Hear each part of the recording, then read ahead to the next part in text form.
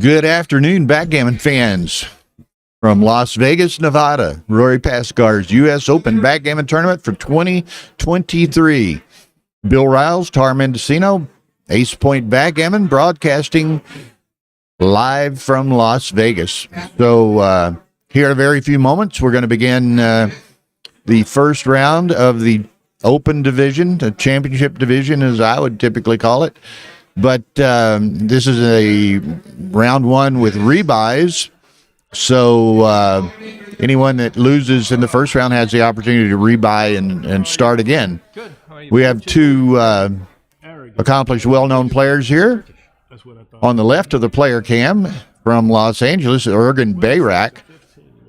Now, he's actually, I believe, an economics prof, some type of prof. I think economics prof at UCLA, as I recall. And Brandon Macklin on the right of your screen is from Baltimore, Maryland. Very accomplished player, more known as a money player, but he's won a couple of tournaments over the last couple of years here. So this should be an entertaining and good match. Ergen on the top of the screen playing the blue checkers. He's on the left side of the player cam, and Brandon is on the bottom of the screen playing the white checkers on the right of your player cam. So you can see behind me here with the commentator cam, quite a bit of activity as these first round matches begin.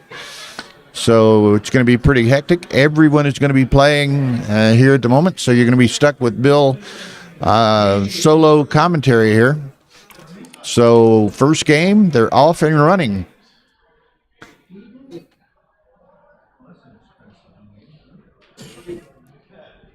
Now these are FM Gammon is a board sponsor. They've supplied two of these U.S. Open logoed boards for the streaming, and I believe they go to the winners of the championship and intermediate division.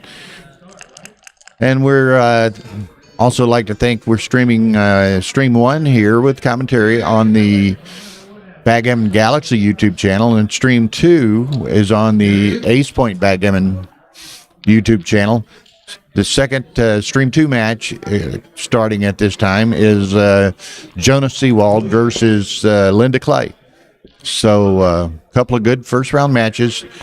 Again,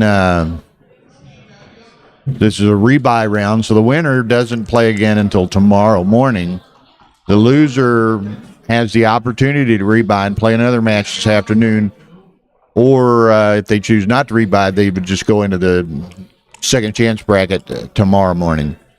Now, tonight we will have jackpot matches beginning at 9 p.m. There's at 7:30 p.m. tonight, a live stream of Ray Fogerland's lecture in Getting Into the Zone, I believe he calls it. So that'll be a live streamed lecture here at the commentary table, and be a lot of people watching both live here and online. So we're looking forward to that. So here we go. They are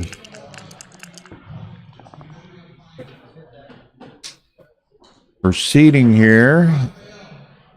4-2 by Ergen. He's going to want to make that 20-point. Well, he goes to hits. I thought he might make the anchor, but something to be said for the hit. A dance by Brandon. So let's see. Probably a double, maybe a take here. It's Ergen has three back, which is kind of a detriment to his side, but he does have. It's likely to make the bar point, his bar point, with either a 7 or a 6 or an ace. And then he'll have one trapped with one in the air. So pretty good pressure cube situation, in my opinion. Put the early burden and decision on to Brandon. So let's see how it's a 15-point match. So it's a long match. And first game.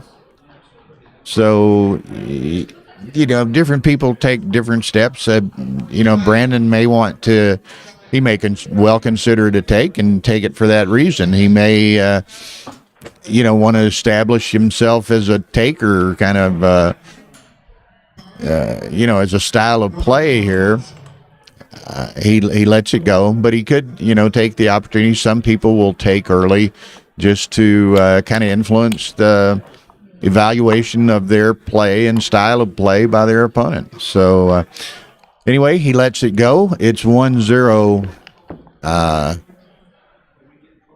Ergen. Now, I am going to be following the chat line here, so anyone, Justin Knoll is already in the room and talking. Anyone that wants to make a comment, suggestion, question, critique, or whatever, hear their name mentioned, just feel free to join us in the chat, and I'll be monitoring that as well. Now, as did I, Justin thought that was perhaps a scoop. Brandon, I think sometimes you want to establish a pattern of play early on. Perhaps he didn't want to, take the chance of getting unlucky and going down 4 early on. So it's a lot of psychology and dynamic in backgammon. Oh, Justin says he got the number and position wrong. So. But anyway, I thought maybe it wasn't a scoop, but I thought it was a take. But we shall see. If anyone, as Justin or perhaps others, maybe transcribing or putting in positions or what have you, we certainly appreciate that input and comments and what have you. It's a little distracting for a while. Roy's trying to get all these first round matches going in both divisions, so he's talking on the intercom and I'm hearing it. So need to get Tara to bring me a set of headphones in here. So you can see the commentary table with the streaming TV here for people to view is in the corner of the playing room itself. The streaming room, which you see on the player cam, is adjacent, and there's a pass-through open area there, but it's somewhat independent of the main playing room. So here we go again. Nice set of deuces. He's going to hit that and then hit on the 9, I suspect. Put the second one in the air. Now, if Ergen doesn't perform, which he doesn't in as good a fashion as he would like, now Brandon has the opportunity to put the cube in play, and he chooses to do so. So it's a very a lot of potential here. He's got 3 builders working on that 5-point, which would give him a nice 5' structure with 2 behind and 1 in the air. So similar in certain regards to the position in the first game where Ergen sent Brandon a bit of a volatile cube. This time Brandon gets the punch in first. So again, Ergen's faced with this decision. I think this is, again, my perspective, a bit of more of a drop than the one Brandon let go, and Ergen lets it go. So 1-1. Now we'll be streaming all of the next 4 days, pretty much continuously, dual streams. Stream 1 with commentary is always on the Backgammon Galaxy YouTube channel. Stream 2 will be on the Ace Point Backgammon YouTube channel. So stay tuned.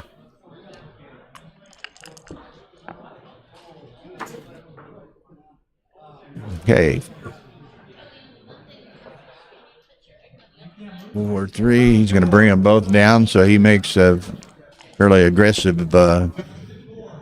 blitzing style, bringing 2 down. Brandon's able to make his bar, but Ergen's got a lot of ammunition working on the bar point and or the 5-point. 6s is a little strong. He can make the bar point, but he's got 2 more to play, and he Obviously can't move the back checkers after Brandon just made the bar point, his bar point. Did you get the other one? They're playing too?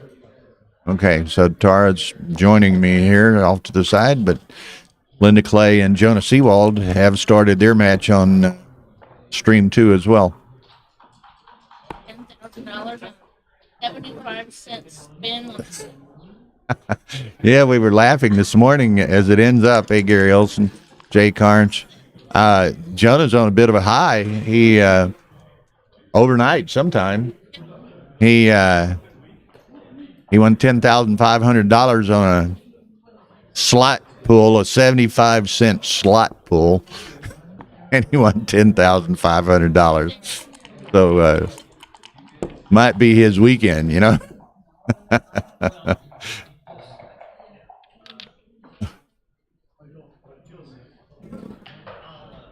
I laughed. Normally, you know, you don't want to, you know, say somebody just won so much money, you know, maybe it's in a backgammon tournament or a poker game or whatever the hell, you know, for fear of IRS ramifications, this, that, and the other. But Jonah said he had already said he's already gotten a tax form from the casino. So $10,500 on a 75-cent pull on a slot machine. So that's pretty crazy.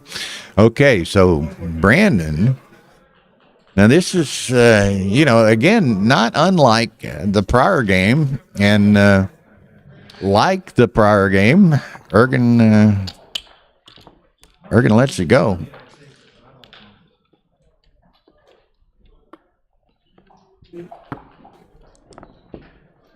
Okay, I was saying earlier, you know, Brandon, and I forget the exact, I know he won sunny Florida last, whenever that was, October, perhaps.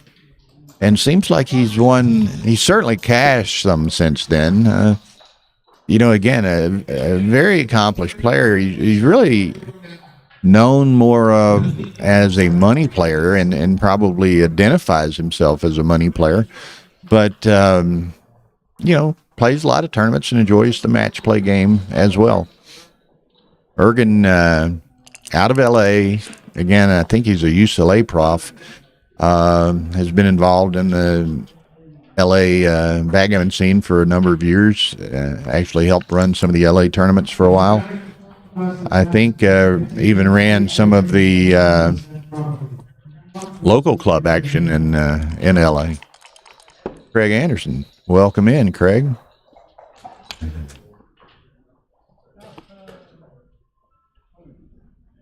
Olson corrects me. It's USC economics. I got the economics right and the school wrong. So thank you, Gary, for checking that out for me. USC economics prof.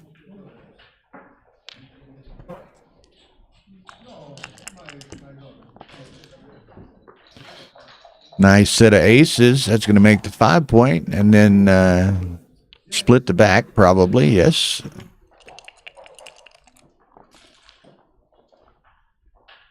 Four or five. Now, to my understanding, I think we have 54 players in the championship open division here, and this is first round with Rebuys, and I think there were 64, I believe, in the intermediate division. So what's that? 54 and 64, 118, not counting novices. So a little bit of an increase over the two Vegas tournaments last year. Still hasn't recovered to maybe pre-COVID days or what have you. But it's a nice field and a nice new venue. You can see again over my head and shoulders here, the main playing room. It's a large, open, high ceiling room, so plenty of space. And then this adjoining, it's actually a big ballroom that can be segmented into 4 sections. 1/4 of it is over here where the streaming tables are, and there are some overflow tables there that people can play on as well, which, you know, allows a little bit more space, and it's probably a quieter area than the main playroom behind me too.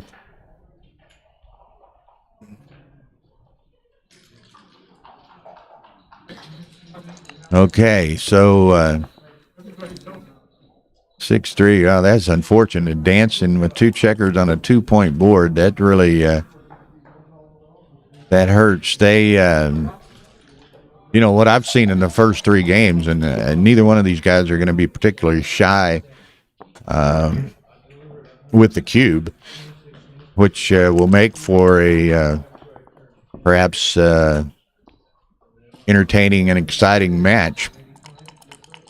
And that's the way tournament backgammon is often played, and perhaps is most efficiently played is fairly aggressively. Guitar.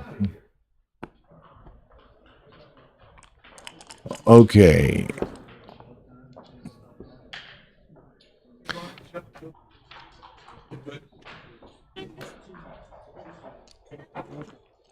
So let's see. Apparently the location here, the speakers are bothering some of the players, so we're turning down the speakers here.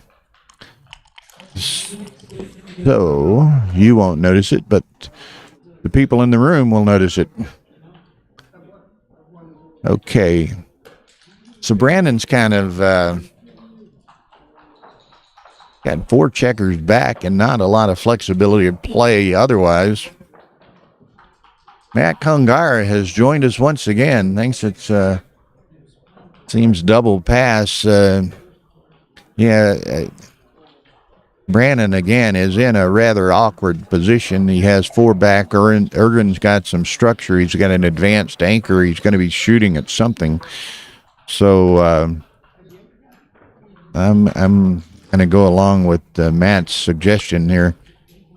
So Ergen, shall we see? He picks him up. Okay, he's contemplating before he rolls. He seems to be again, they both, neither has used a whole lot of time, but they do appear to be deliberate when appropriate. And he sends it. Brandon snatches it up. So this is going to be a kind of an interesting game here. Now that's not the roll he had in mind. Maybe he makes the 2-point, puts one in the air. But I misread it. 6-2. I read it as 6-1. I apologize. So he runs, which now Brandon's got a 6-2, going to make the 2-point. So he's got a 4-point board. So he's got some defensive influence, perhaps, on the way Ergen plays his game going forward, with the fact that he's got a 4-point board, albeit not the best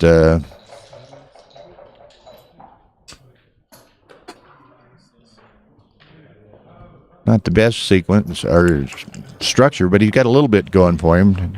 Matt thought he should come up, and he did come up. 5-2.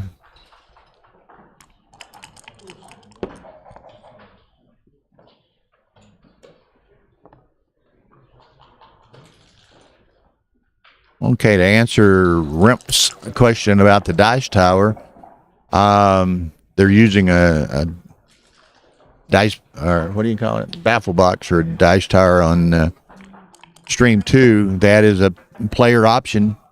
Some people are more comfortable with that. Maybe they think, and not maybe they do think, perhaps it produces a more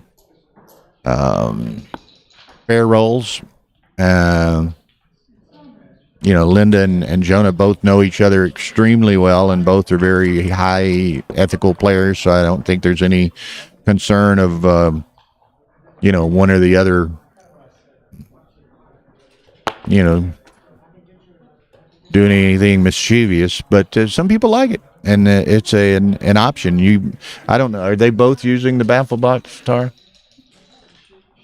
Probably. I don't know. I haven't seen it, but it's not, you will on occasion see players use one using the baffle box and one shaking and rolling, and perfectly, obviously allowable.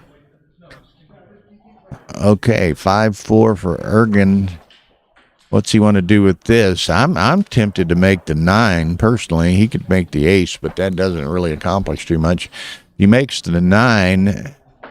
Brandon has a blot in his home board. He has a strip midpoint, and he's got 5 checkers back. So, it's kind of pay now, pay later. I'm paying now. I'm making the 9 point, which constrains Brandon somewhat more, and he wants to give up the midpoint and hit that checker and give the chance. That's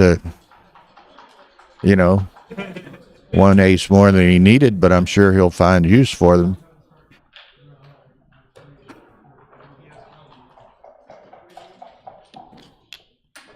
Now, if y'all, and again, I'm trying to monitor the chat and watching the match and doing some talking myself, and I'll comment on comments, but certainly we've got some top-notch players such as Matt Congar and Craig Anderson and Justin Noel in the chat line, and you might follow in the chat as well and read some of the comments that they're making that perhaps I'm not noticing or not having the chance to address. So it's a great learning opportunity, with the perspective and feedback of some of these other players. Now, through the week, typically I will have guest commentators joining me, typically expert-type players who they seem to all enjoy doing commentary. They fight over the mics sometimes. But, boy, that's a dance on a 3-point board. And Brandon doesn't do much better with his, return instead of aces. But we will have various commentators throughout the weekend. So anticipate that. And, I'm sure John O'Hagan and Ray Fogerlin and perhaps Neil Kazaros and others will be joining us in the commentary. Boy, he dances again on the 3-point board. He's got the great structure over there, but he just can't get this checker in. But in the same token, Brandon has not been able to extricate any of those 5 checkers of his back there. And he's kind of got himself duped, but it's 5s and 6s to get out. And you notice there's been a lot of discussions lately about, how one moves checkers, leaving alternate positions that one's considering leaving checkers offset, or there's been some discussion by, certain people of touch move concepts and so forth. It was interesting there to see Ergen, he looked at one potential position and he just put his checker on top of the blot that was on the 2 points. So that's another way of kind of visualizing without, forgetting an original position or things of that nature. Okay, so again, Brandon needs to get something moving in the back.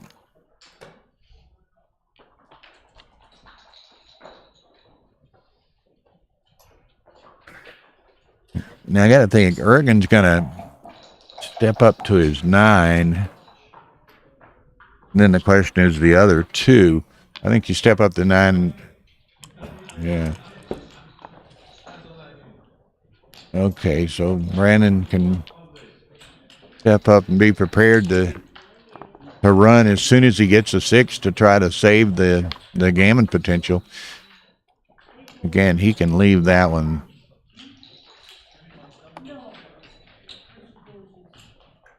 He can take it to the 10. Brandon's got 2 blots in his home board and can't cover. Well, he could roll a 6-4 and make some serious progress, but now it's board's deteriorating even further. So he's going to be hard pressed to. I don't know how hard pressed, but he's going to be working diligently to save a Gammon here. But he's got to get out to begin to do so, and he hasn't been able to get any of them out as of yet. Okay, there's the board's going to crack a bit, so Brandon will have a greater opportunity to get some of those trailers moving. Now, Ergen here, obviously, he can clear the 6, or he can clear the 7, or clear the 8, and he chooses to clear the 7. And Brandon still can't get out. Okay, there's another point being cleared. It's going to be the 8 this time. Okay.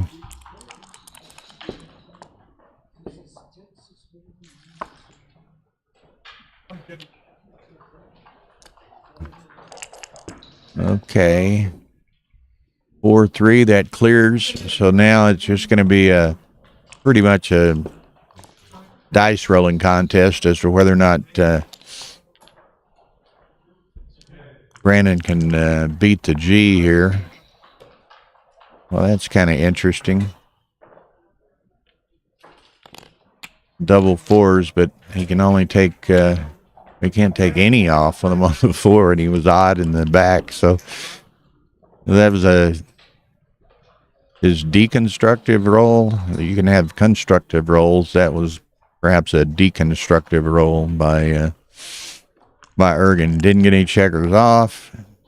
Nothing with it. Okay, the 5-3, that gets him even on the back, so should enhance his potential to clear that 5 point.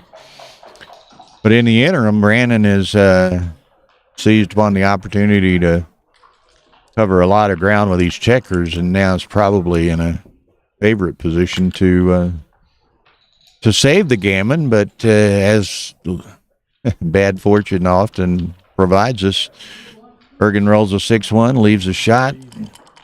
He doesn't lift a checker or bear one off the ace, because I guess he was a slight degree of fear that he might at some point get hit, and then could get hit a second time. Okay, so Ergen is clear. He's just bearing off. Brandon's got to bring the troops home. What's he got? 11 over there. So he's Brandon's a favorite to save it. Let's see what happens. 6-2. He's going to try to most efficiently bear into his home board, so that's why the 6 went to the 6 point. Always looking at crossovers. Well, there's one. He can get 2 crossovers out of that. He only has the 1 checker in the outfield. So there's a real art and skill to bearing or bringing around and bearing off to beat a G. And most of these players are well versed in it, and you'll see an occasional oddity. Boom, he didn't do it. One pip shy.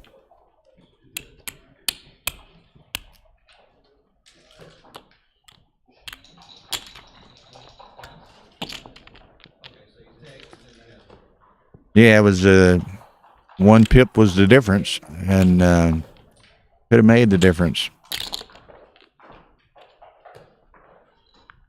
Okay, so that 4 points makes it 5-2 Ergen. They need to recenter the cube here. They'll probably notice it in a second.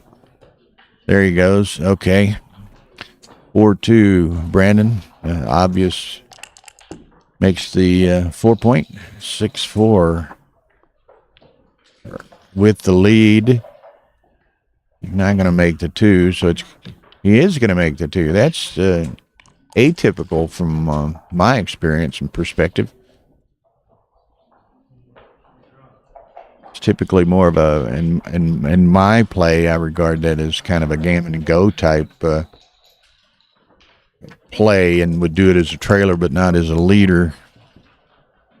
Of course, if I know I'm going to follow it with 6s, it works out much better.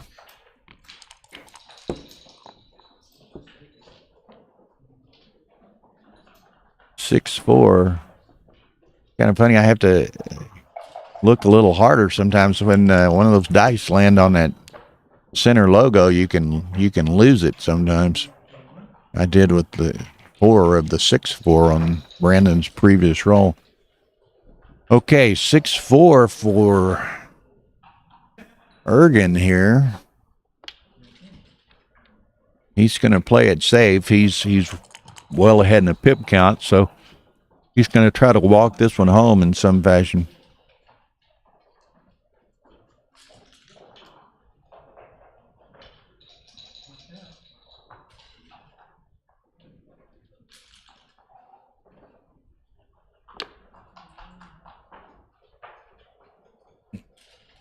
Okay, so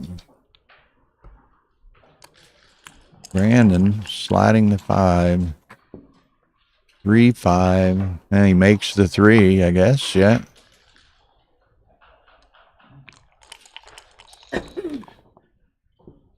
Yeah, I thought, and I glanced away ever so slightly, but I was thinking that Brandon was going to make the 5-point, but I guess I'd missed his 4 play, and he only had the ace left. Set of 4s. Make a nice board. He leaves 2 blots, but there's duped 4s, so some reduction in exposure there. Thank you, Jason. I enjoy doing it. And Tara just has this superb production of the stream. The video and audio qualities are just extraordinary. 4-5, so something's getting hit. In fact, both of them are getting hit. The perfect roll in certain regards. So now, see if Brandon, what he can do. He gets them both in, but now it's probably, well, he's leading. I was going to say it could perhaps be a cash. Had Brandon left one of them in the air, then I think Ergen would have definitely had better opportunities to consider doing something here. Okay, Matt said this is like a beaver. Brandon does have, very nice structure in his own right over here. So if and he's got, those, made his 2 and 3 points, and with the 4 and 5 open. So there it is. Brandon scoops it. It's volatile, but let's see what happens. He gets a double 3, which is a very nice shake. You'd come to the 10. Bring them both to the 10, and it kills the double 5 and gives him another builder at the same time.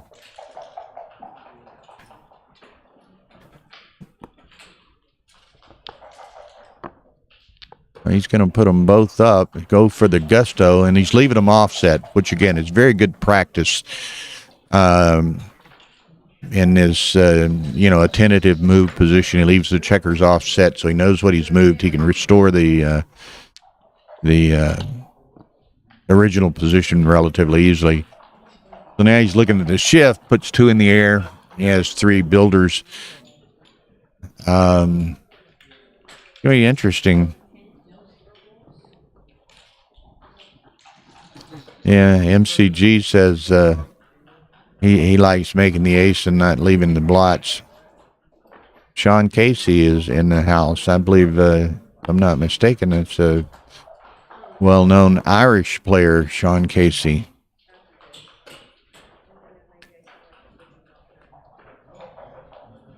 Well, I think you hit on the ace. It's pretty clear, as you say, and if things go a little south, he can always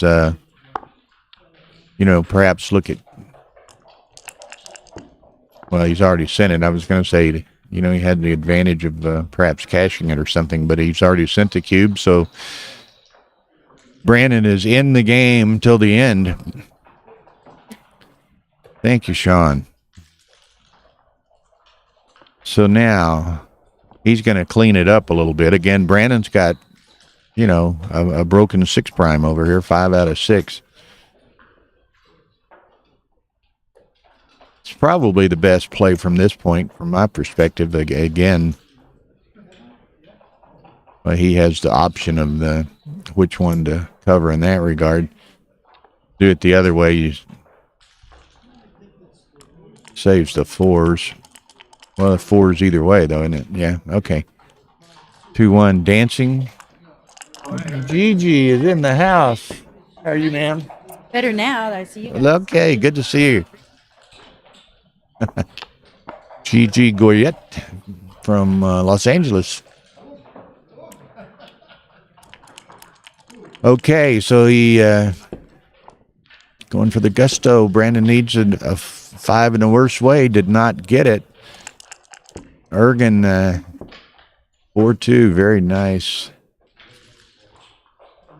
So he's obviously going to make the 5. Which one does he use to do it? I like that because then he has 2 builders to work on the 4. The other way, he only ends up with 1.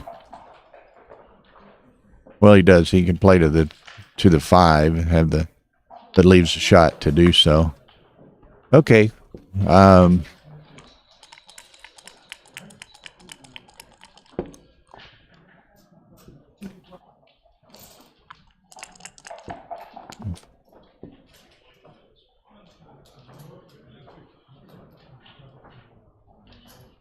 It's pretty toss up there. Same either way. So let's see. Brandon needs that 4.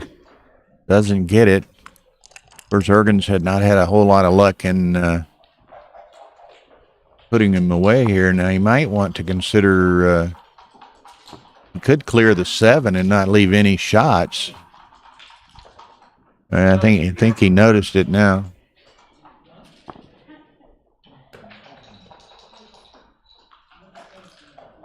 Okay, I think this is. I gotta be. Oh, I'm surprised. I thought he would clear this 7, but 4-3 would do wonders for Mr. Macklin. He gets the 4, but doesn't get the 3. But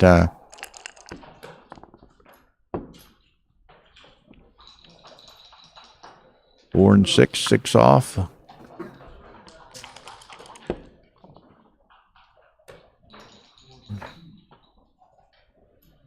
Six, 5.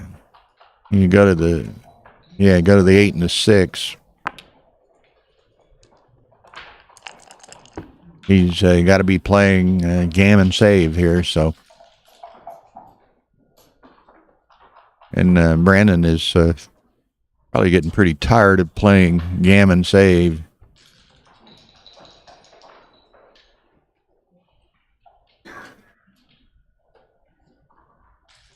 Okay, Ergen's got, did he take 2 off or clear the 5?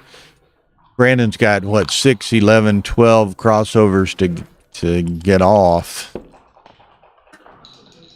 6, 5, he's probably going to run with 1. You don't want to burn that many pips inside. Wow. We'll see. Gets the 2 crossovers, but burned a lot of pips. He burned 6.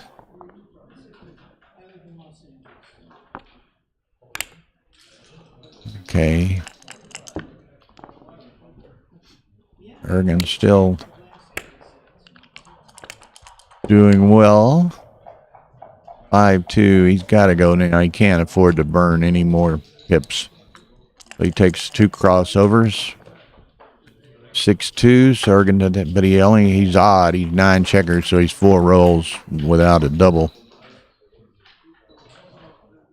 Or 5 rolls without a double, I'm sorry. So, well, that's a start.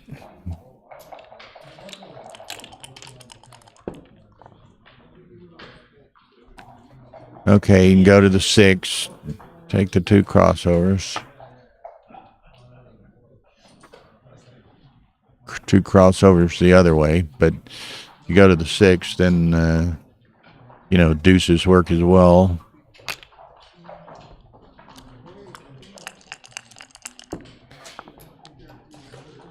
Okay, so any set gets him off next time. Brandon 5-1, 2-1 burns him either way.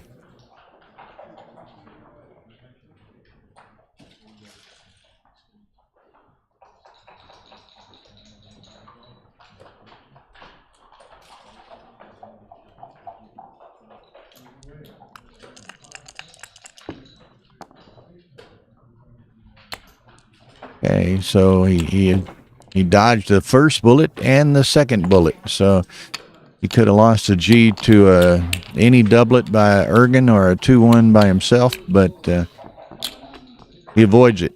So 7-2. Now Tar was giving me an update. What is 5-1 Jonah on the other side? Stream 2. Jonah Seawald leads Linda Clay 5-1 to 15. That's pretty good. Those two Coloradans, they're good friends, know each other very well, draw each other in the first round.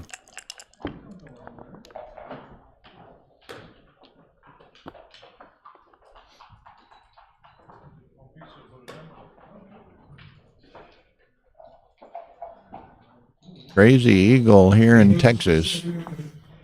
Probably somebody I know, but I don't recognize by that name. 5-3, you got to make the 5.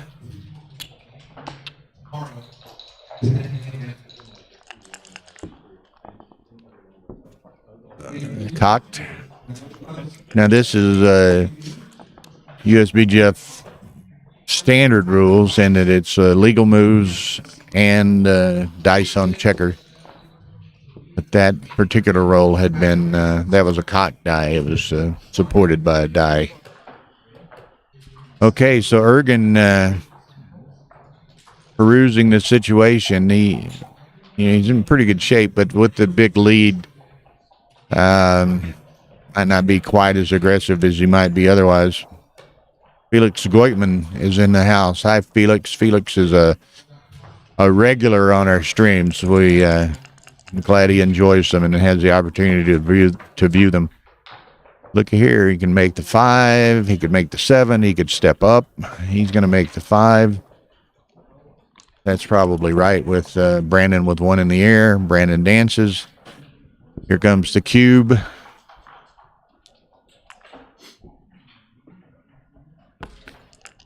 Yeah, if he can make that, and he's got probably a couple of 3 rolls to do it. If he can make, he can anchor up. He's got some game, and trailing. He enjoys holding the cube as well. If he can develop some game here. Okay, there's the. Now he wants to. He could make the 23 or the 24, or he could leave them split and play 6-5. And but he's gonna. He's debating. I would be tempted to shut off any blitz potential with the 2 cube in play. 6-4. That was a wise move to make that 23 point. Obviously, in retrospect, set of 4s. Okay, so Brandon got a little heavy construction underway here and making a home board. 6-2. And he's rolled 2 numbers in a row that would have made that 2 point.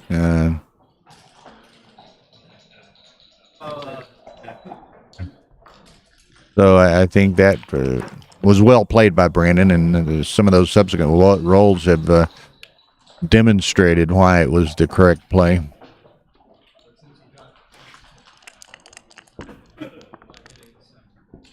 (3-1) makes the bar. Of course, he could have made the 3, but obviously he wanted the 5 prime with Brandon to be an offset from it. So now what's he do? He could hit it. I guess this is right. It's kind of the road to nowhere, but he does recirculate a checker. Maybe buys a bit of timing. Of course, he can't. Has to step up into that and say.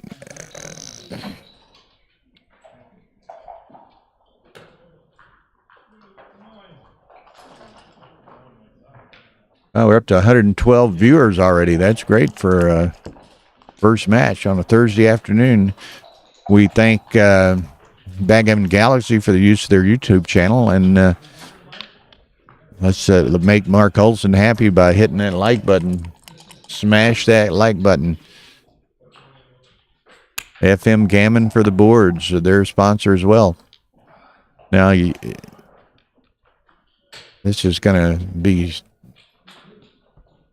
Well, he could get... what happens if he rolls 1-4 or something? Well, or would have... Yeah, 1-4, 1-5, 1-4 would have been the good. Okay, 2 and a 4, he makes that. So... Brandon, this is that opportunity that he thought he might develop in taking that cube in the first place.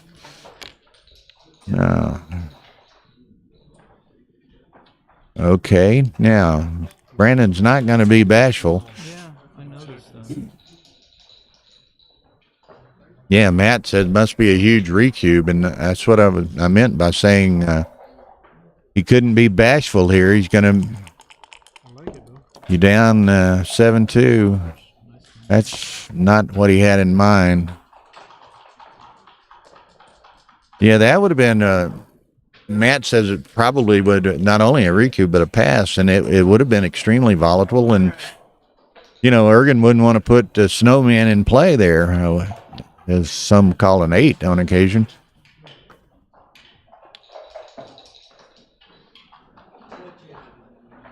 I'm surprised, and he got, you know, crap for a roll, but I'm surprised Brandon didn't send that. But let's see what happens.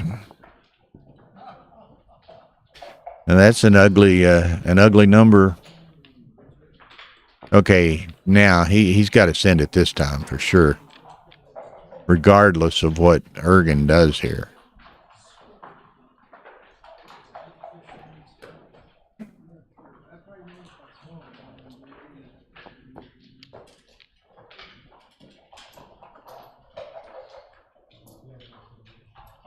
Where do you live? Los Angeles. Oh, okay. I'm liking. I wouldn't give up the 5 prime. I'm playing the 13-6 also, but They count in their native language, and you count in English. they're having some discussion. I don't know what it is, but it's funny. Brandon, grab that deuce cube. There it goes. Boom. Wow. Whoa. I thought it was obviously more of a drop now than it was the roll before.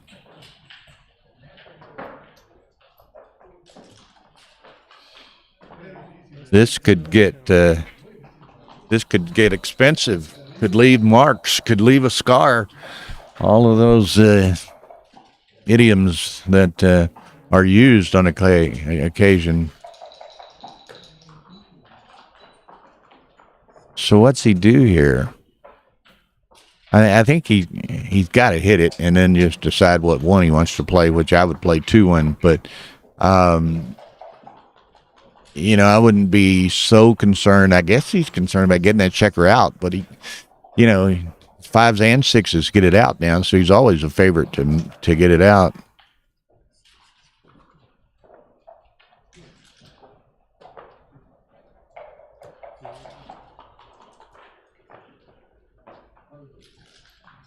It just, I mean, it's, I just don't see any question that you hit. Now, I would hit and play 3-2, not give him 4 blats in play, but well,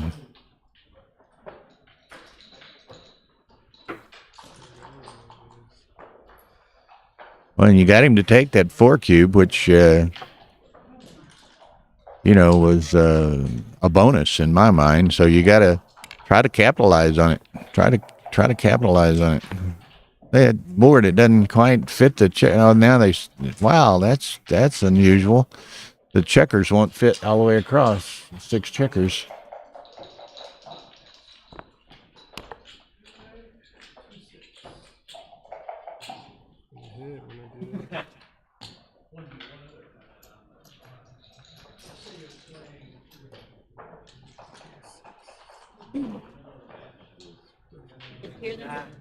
What's that? The play is hit? Yeah, it's Tara's putting in the occasional position over here, and it's definitely a hit.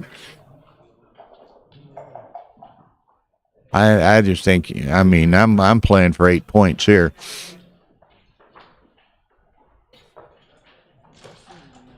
What's that?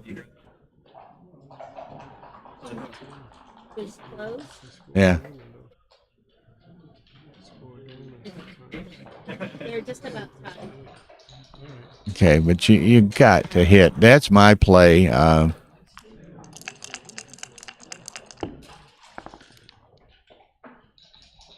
Not moving that back checker, Irene, because he wants to keep Ergen from potentially making an anchor on his ace point. And it 6-2. He ran out. 22, 23, 13, whatever, 14. Yeah.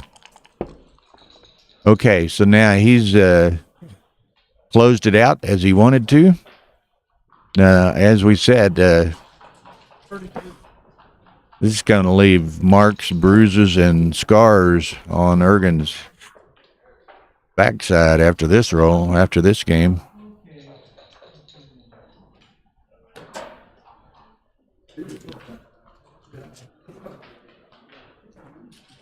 Kind of interesting. Tara's sitting over here doing a little bit of transcribing. She's been wanting to work on her transcription skills, so she's seizing the advantage here while we got matches in progress.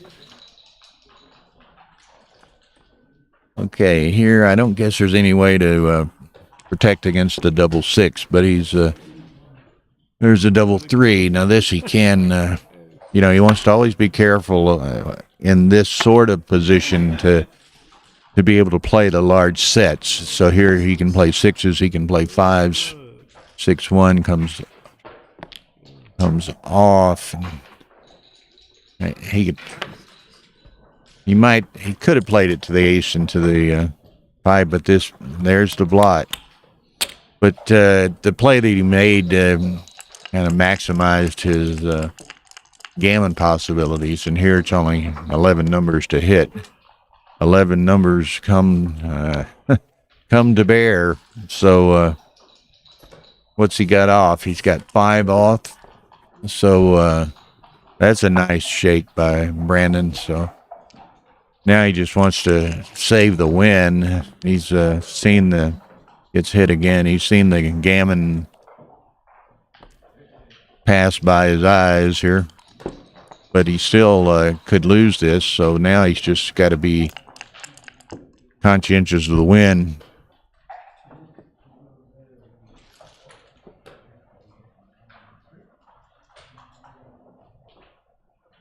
Okay, now that's a lot of freight.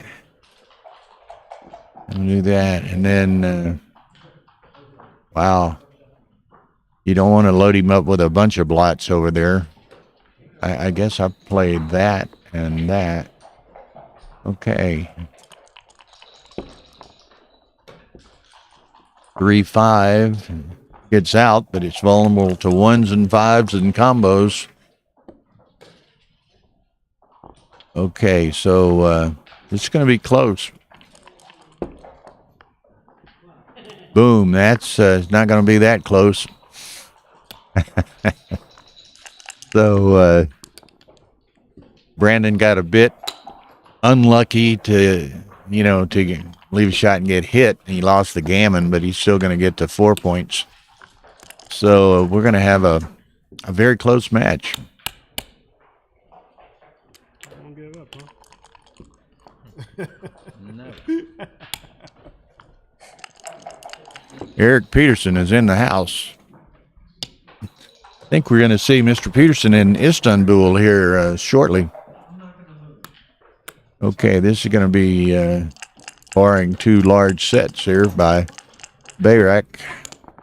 Going to be 4 points. Okay. Now, I mentioned Istanbul and I mentioned Galaxy because we're playing on their YouTube channel.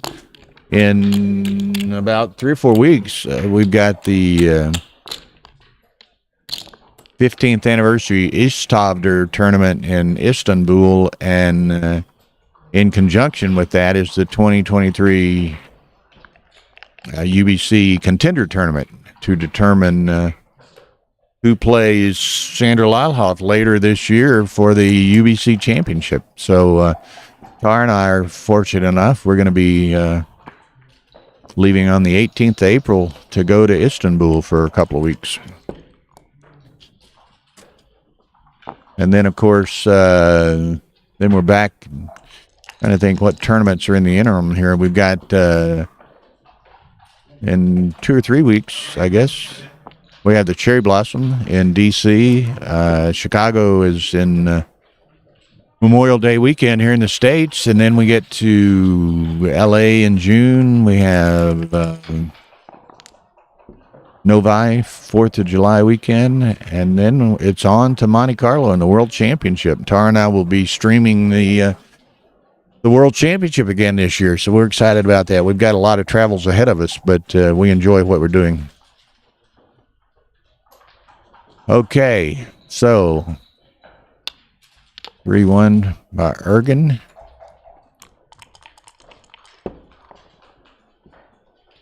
Okay. Now, Brandon's got some decisions to make. Which ace does he? I think you hit the one back up there on the 20. You don't want him to make the 5-point. You gain more pips. So maybe,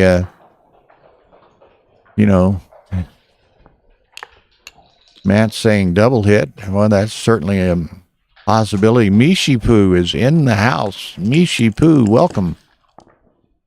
Somebody was asking me something about Mishi Poo earlier today. Oh, it was Jonah and I were talking about Mishi Poo, and it's related to the Atlanta tournament. Mishi Poo was on staff at the Atlanta tournament this year. It's good to see her back and about.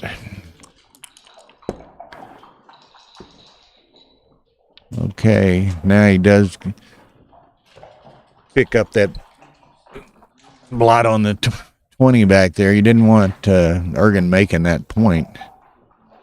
So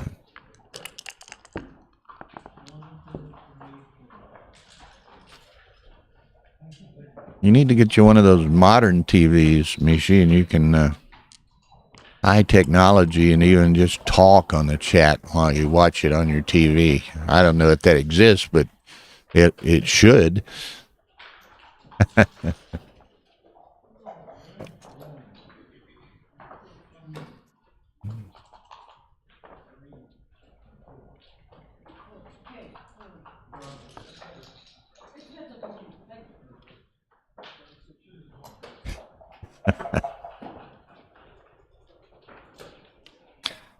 Mary Ann has joined the house, one of our great regulars and one of our favorites, Mary Ann Meese from Indianapolis. Just get you a snack, a drink, and settle back in that Easy Boy or whatever. And what's that recliner I'm thinking? Easy Boy? I don't know.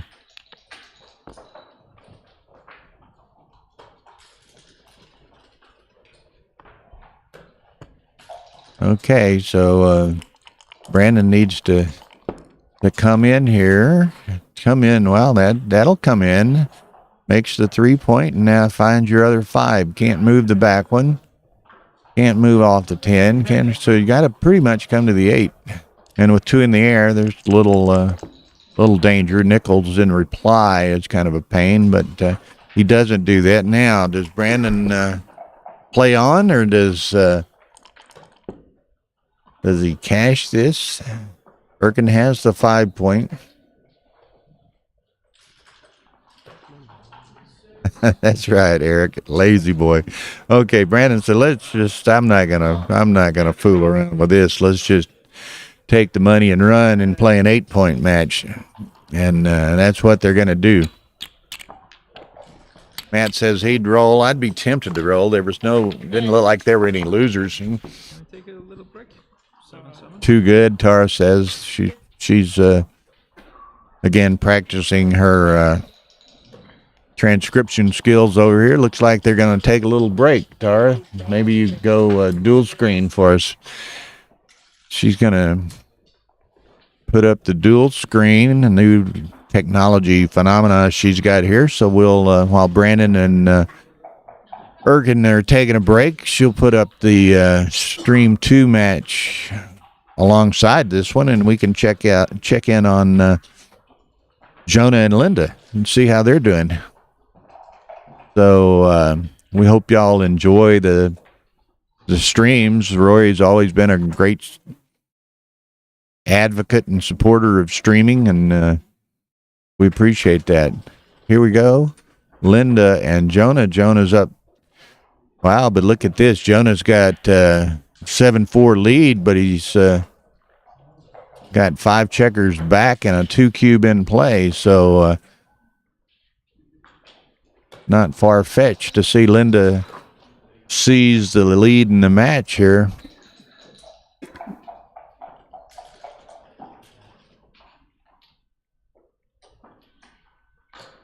And she's going to be as aggressive as possible. Jonah's got, 9, 13, 14 crossovers to save. Probably play 2 to the ace. She's going to play it that way. It's a little risk with that, 6-3, 5-3, 4-3. Well, 4-3 she can play. No, she can't. There's some dangers with threes. 6-4. 6-4.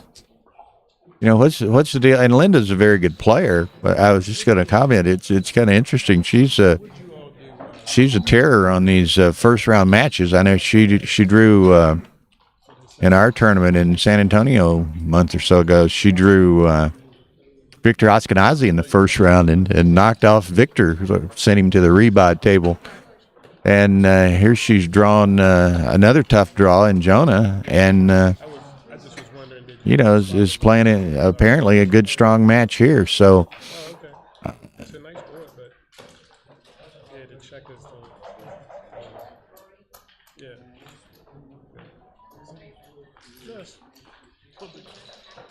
okay, so Jonah's up against the wall here. This is can he even save 3, 7, 8? Now he can't save. So a G for Linda, and we're at 8-7 Linda. So, wow, 2 great matches here. Ergen and Brandon at 7-all, and Linda leading Jonah 8-7. So, looks like I saw Linda stand up. We may have dueling breaks here as well.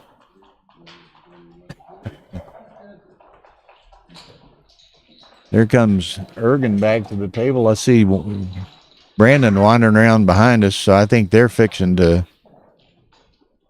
rejoin the match here. There's Brandon coming in. Okay, so we're switching over. There's Ergen went back to the water station at the back of the room. And so here we go. 8-point match. 8 away. It's a good match early on here. Very good match. Yeah, they're talking about those 6 checkers not fitting perfectly across. You'll see that occasionally, but I'm surprised we see it here. I'm sure that'll be quickly rectified by the FM folks. They build and sell a lot of boards, and I'm sure they don't like to see that product. Okay. Set of aces, that'll work. So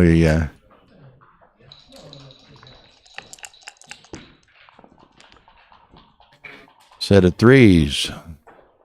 That will work. Now, what's he gonna? He's gonna hit and make his 3-point, maybe. Now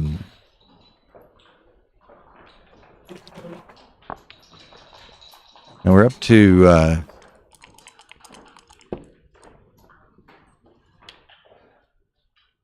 4-2. He's gonna make the 18.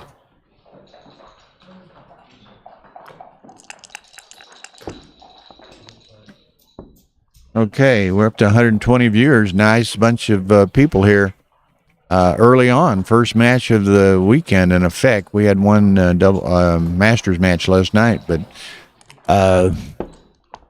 4 full days ahead of us here. So y'all settle in and enjoy, and be sure and hit that like button.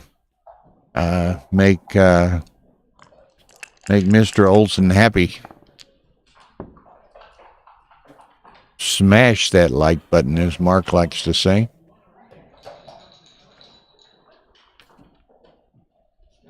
Again, that UBC Contender Tournament coming up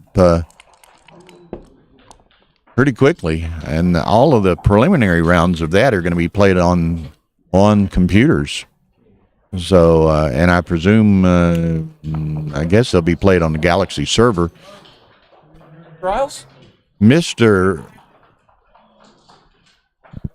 Rory Pascar, director, organizer, producer, whatever of the U.S. Open here in Las Vegas. Thanks for joining us, and thanks for the tournament.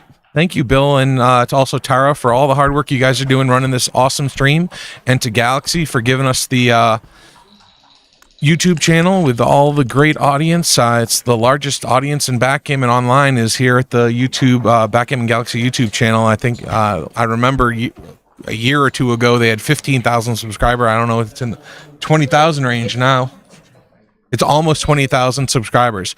So if you are watching this, click that like button, but also don't just click the like button, hit the subscribe button, and you'll get notifications every time Backgammon Galaxy goes live on YouTube. But yeah, thank you. Great tournament, great turnout. About a 20% increase, a little over a 20% increase from last year. Everything's going really well. It's a gorgeous new location at the Westgate Hotel and Casino in Las Vegas. It's really a neat location. Great playing room. It's a huge bright lights. It's a huge hotel. Very busy. Some very nice restaurants. All right here in the complex, and so it's a great venue. The only negative is it is kind of on an island to some extent, but at the same time, if you can make do with what's on this island, there's actually it's really nice. Actually, I think the hotel itself is very, very nice, especially compared to where we were previously at the Nugget. I think there's a huge step up. We're pretty close to the Strip, probably actually 3 minutes from the Strip, but really 10 minutes from the heart of the Strip, and also only 10 minutes from downtown if you want to get back downtown and get some of the great restaurants that are down there, like Saginaws in or the Asian place Circa. That you guys like in the Circa. Yeah, what is it? What's the name of that? Red something? Red 8. A Red 8, yeah. I know. Bill and Tara I always get them confused. There's a... Oh, Red 8 is when. Well, whatever Red it is Bill and Tara literally spend half their money at that Chinese restaurant or Asian restaurant in the Circa. And every time always ate breakfast at Saginaw. And yeah, breakfast at Saginaw as well. That was one of the nice things. I do like the win. See how this there? Yeah, I see it. And you forgot to mention the FM Gammon. Yeah, I sponsor, did. So. I should do that now. FM Gammon has been very kind. Fuat I just messed up his name. Sorry, Fuat. Fuat Erdag, and his team has been very, very generous in donating 2 boards, this one and the one on stream 2, for the winners of the Open and Intermediate divisions here at the U.S. Open. It was a very nice. All I had to do was pay the shipping costs, which is a couple $100 to get them the 4 boards over from Europe. Actually, it was $145 because they also sent me 2 boards for my Chicago Open in May. Oh, really? Yeah, absolutely. Okay, great. I think the logo looks beautiful on the board, actually. The nice color scheme. I guess the checkers are a little tight. Maybe that's an issue we can fix a little bit. But I think their logo looks great in the board. And once again, the logos are nice. They're kind of understated. They're not gaudy or anything. Yeah. And it's a very nice board. Yeah. Very and great quality. And thank you very much once again to FM for providing the stream. And man, I'm just looking at the picture, the whole TV, and I think the stream looks beautiful. The work Tara has done over the years to improve it, and every little bit here and there, it just literally looks great. So when you see thank you. You might have saw it earlier. They took a break, so she threw up both streams side by side. Oh, really? You could check in on Jonah. Oh, very nice. While they were on break, so she can put both side by side. I did not see that. I'll have to take a look. Yeah. Absolutely. And so, yeah, I'm super excited. Actually, a couple cool things about this playing room, it's 8,400 square feet, which is really large for this, this tournament, but hopefully obviously the tournament can grow and fill up the space a little bit over the next couple of years. In the front of the room, I had this big open space. I actually thought they shorted me a row of tables, but no, I showed him the map, and there's just a nice big gap at the front of the room. And on the wall between the two doors, a long, long, long wall, because we're at a convention hotel, they have things they don't have at normal or most other properties. They actually line that wall with sofas and couches and nice comfy chairs, so players can relax in between matches in a nice I've even seen a couple snoozing out there last night, So it's really kind of cool, and I love the space. Every table is its own table, and they're not connected at all. There's plenty of space behind behind you, so you're not bumping your opponent. The person sitting in the chair behind you. Well, and I can see behind Brandon and Ergen there, they, we've got some overflow tables in a streaming room now. Yep. Some players have found that, and I don't know if that was because it was crowded or just because it's quiet over there. But anyway. Yeah, so a great first match we got going today. Round one, two really good buddies of mine, Ergen Bayrak and Brandon Macklin. Looks like Macklin just took an 8-7 lead. He's had some great results in the last couple of years. I love both these guys. And once again, I appreciate you guys for being here and doing all the work that you guys do, Bill and Tara. I'm being called back to do a little director-type work. I'll be back every once in a while, check in and say hello to everyone. And thank you for watching. Thank you for being here. Okay, Thank you. Thank you. Appreciate you. Bye-bye. Okay, Rory Pascar. Thank you, Rory. So we saw Brandon get another game in there. It was one of those, as several of theirs have been, kind of both with great structures, but kind of a timing consideration. And that was especially for you, Michelle.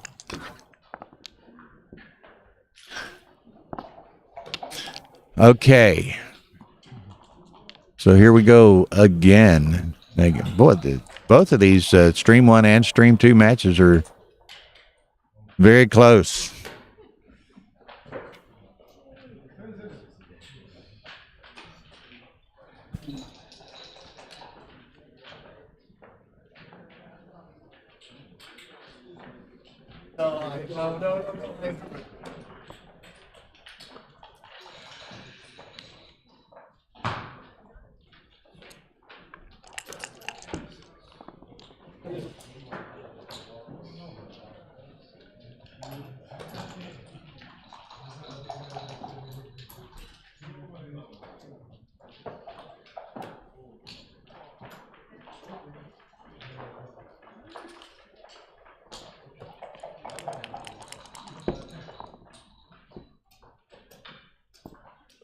Now, Eric, I guess you and hopefully your better half are both going to trek over to Istanbul here in a few weeks. Tara and I will be there, and hopefully we'll see you both. Maybe we can grab a bite at some point.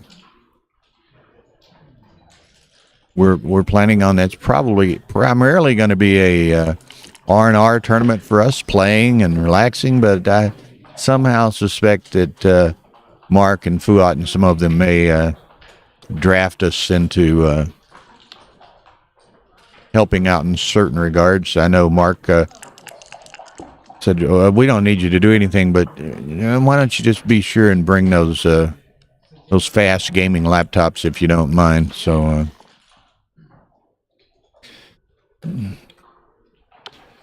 okay, so here we are again with these two guys. Similar, yeah. Great position standoff games.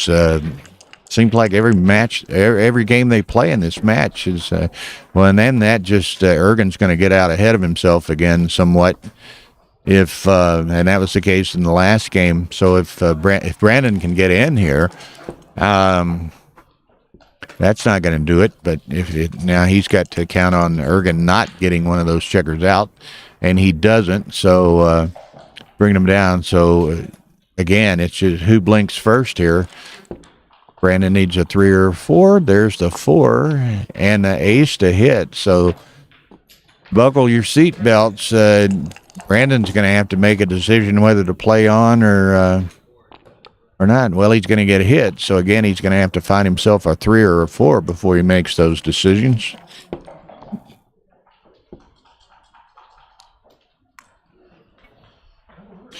Okay, Tara's giving me an update. Linda's up 10-7 on stream 2. Linda Clay and Jonas Seawald.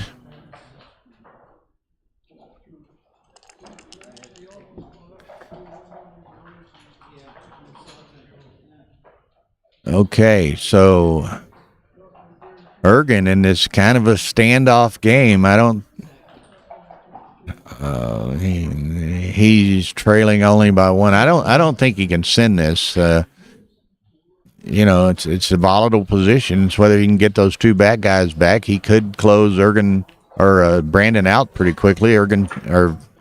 Brandon's got 2 more blots in play, so he's going to take the shot. I think Brandon. I got to think he's got to take this, but I'm not sitting in the chair, and those decisions are hard to make sometimes. And again, a lot of volatility here. This could go big one way or the other. Velocipiper says massive take. I'm thinking it's a take, but this is one of those extremely volatile positions. Brandon takes it. Wow. All I can say is wow. Like I say, it was that volatility, and that's what Ergen was banking on, sending the cube. And Brandon, I think rightly took the cube, but Ergen got the roll, and now Brandon's got his back up against the wall here.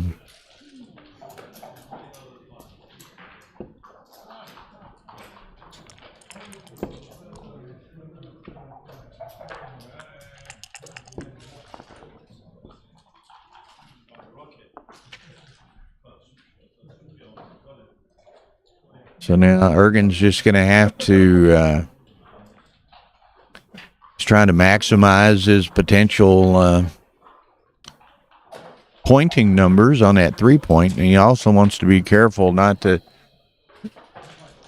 leave himself vulnerable to a joker. The double 3s would be a killer joker, but not too much he can do about it right now. He's got to get those back checkers moving at some point. There's 1 3, so he can live with that.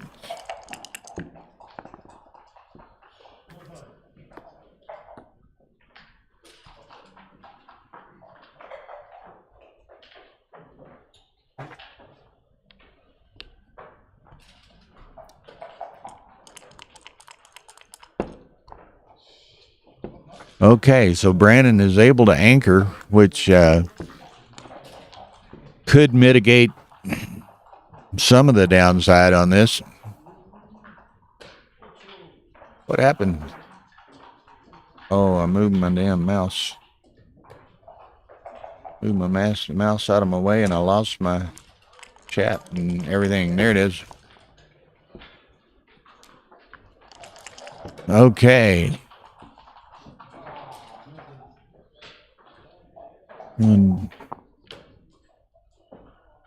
Okay, Brandon needs to get in so he can put a little pressure on this bear in, bear off. But hasn't been able to do it yet. Instead of 6s, that'll work.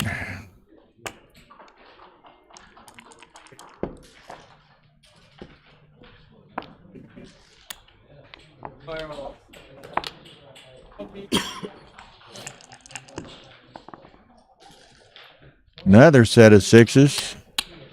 This is called maximum speed and efficiency. It's back-to-back sets of 6s. He rolls another one. We're going to have to check in with the dice gods or something. So Brandon's got to going to be you pretty much got to come out with one. 2 sets could BG you. So you come out with one and go 8-7 or 7-6. I'm sorry. No, 7-6. Yes. Very unlikely to save it, but you want to give it your best shot. 6-5.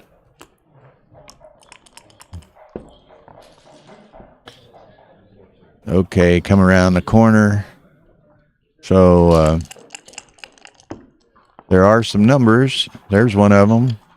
Takes 2 off. Now Brandon can hit this. He could definitely save the G. Doesn't. I was going to say if he could hit it, he could save the G and go fishing for a second checker, but he's not going to have either of those opportunities apparently. Nope, that's it. A G for Ergen. So, you know, Brandon got it a little earlier, and Ergen gets it now. So, what's that? 4 away, 7 away.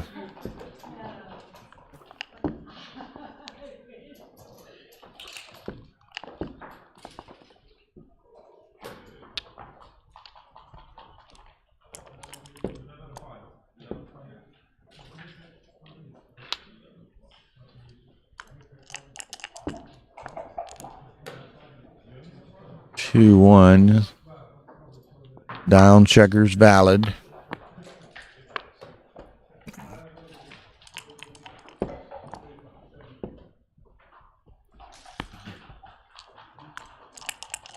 Wow, up to 151 viewers. That's great on a Thursday afternoon here. Of course, it's prime time or later in Europe.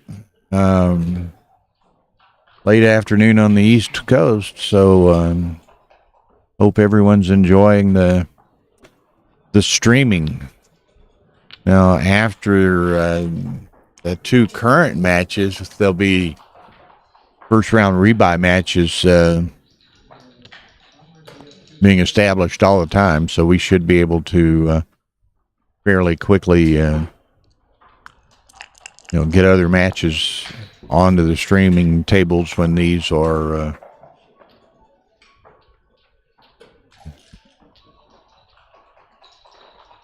from Vienna, Austria.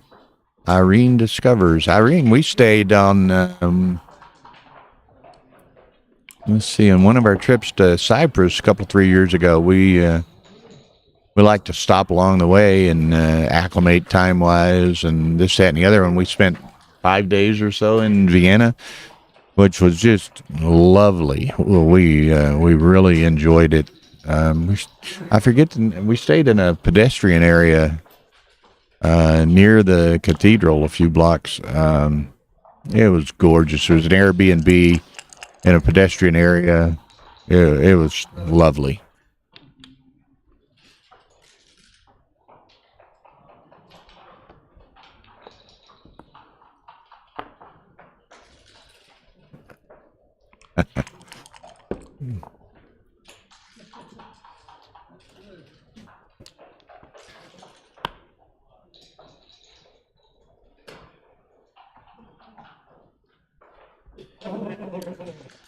Okay. Well, let's see. I haven't hadn't even paid any attention to their clocks. Hopefully they do. I think both are doing very well time wise, so we shouldn't have they shouldn't have any problems there. Brandon, his jailbreak is successful. So he's extricated all his checkers. Ergen has 4 back, but he has 4 points and 5 points. And we're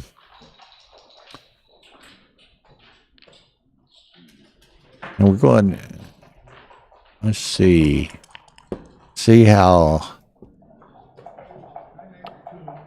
excuse me, Brandon doesn't have much flexibility in trying to bear in against these 4 and 5 points. And in the interim, Ergen is going to be building a pretty good board. 6-1 is nice for Brandon to help kill some of those stacks. And Ergen is going to, before too long, he's going to get into some timing problems and have to give up one of those anchors.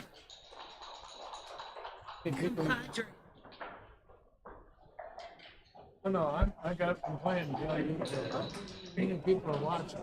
154 at the moment, which is good for first match.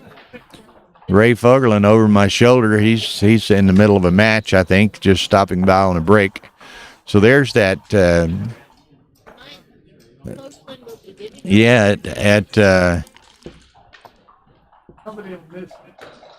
Now Ray's on break, but also just a note, everyone.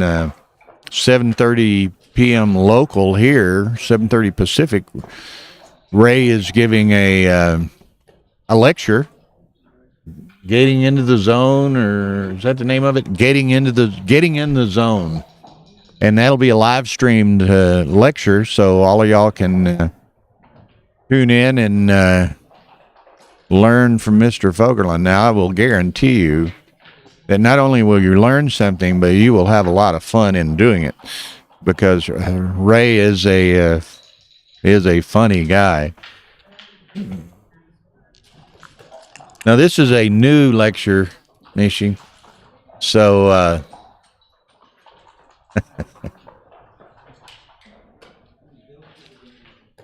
okay, and as we had anticipated, and the timing was such that Ergen had to give up one of those anchors, and he gave up the forward one.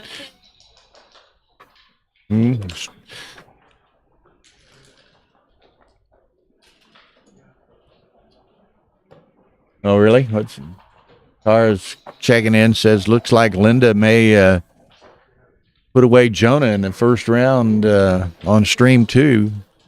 So behind me see Jonah making the long, slow perp walk back to the director's table to rebuy. That lecture will be tonight, Tim, here live at this tournament, and it'll be live streamed here on the Backgammon Galaxy YouTube channel. So 7:30 p.m. Pacific, Ray Fogerlin, and that'll be enjoyable. I'll assure you that you'll probably learn something. You'll have a lot of fun.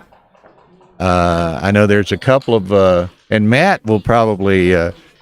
Ray's got 3 or 4 positions from a match in Atlanta with Matt Congar that I saw it, but I don't remember that.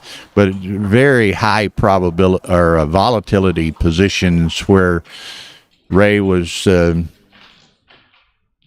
to capitalize on the volatility against, certainly probably a better technical player and better player overall in Matt Congar. So Matt might want to tune in and watch that and chime in on the chat. I'll be watching the chat and assisting Matt or Ray with some with the computer, with putting up some positions and maybe what have you. And we'll be so we can take questions from the audience, the live audience, and the streaming viewers. So 7:30 Pacific, that'll be fun. Okay, so here we go again. We knew it was going to be tough for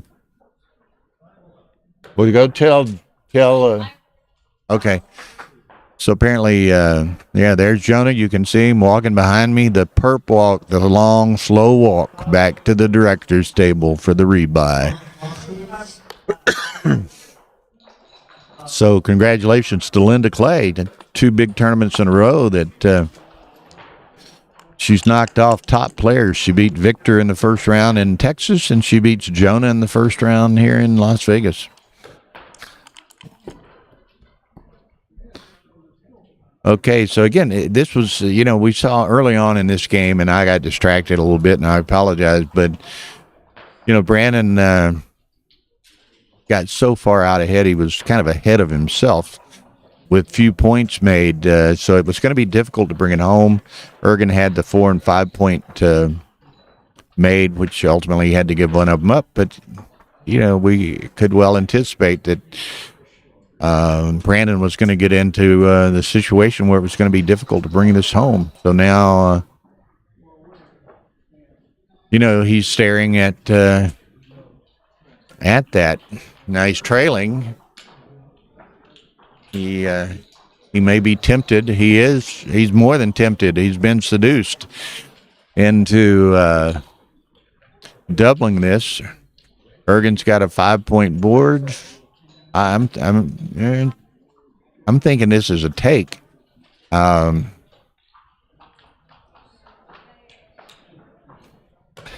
shuffle of shame.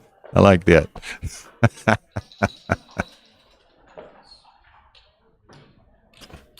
Jonah might not like the fact that we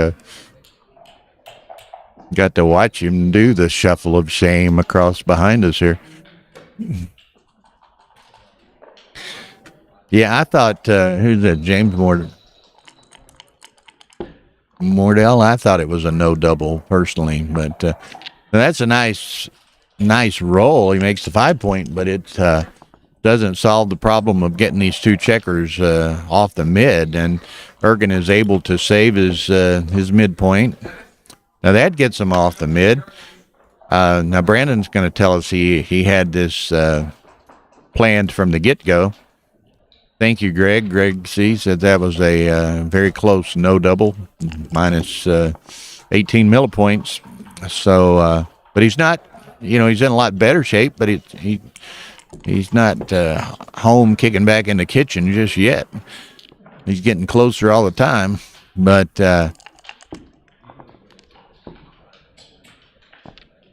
Ergen still got, you know, a small measure of racing equity. Plus, he's got, you know, a bit of shot equity too here, perhaps.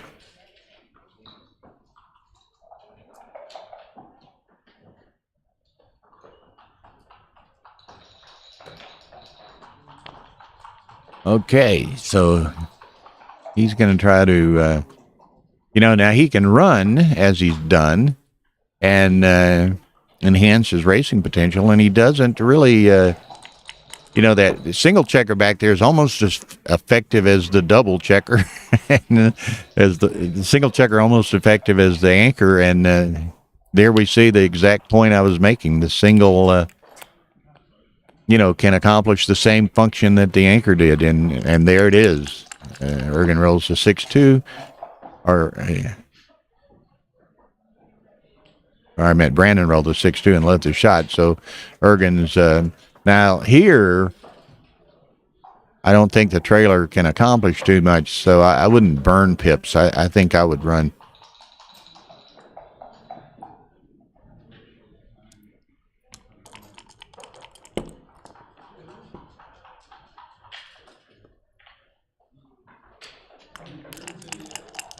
Okay. So Ergen is gone. So this is going to be 2 points. So this is tightening up. Boom, boom, boom.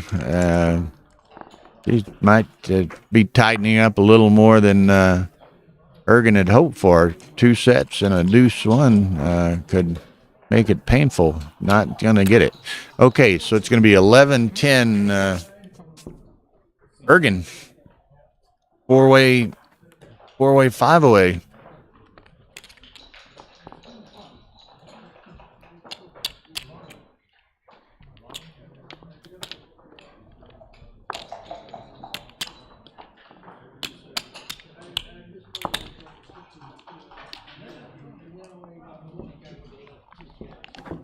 Okay. Tara coming back. She's trying to line up additional. Who?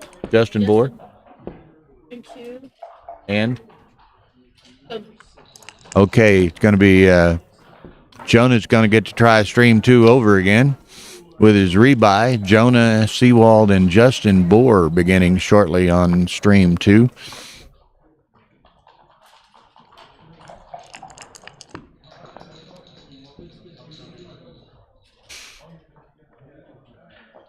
kind of win this. Now this one could, yeah, this one, Yeah. no, we can't. There'll be other matches. So that one, table 2 is open. So that first available match is going to table 2.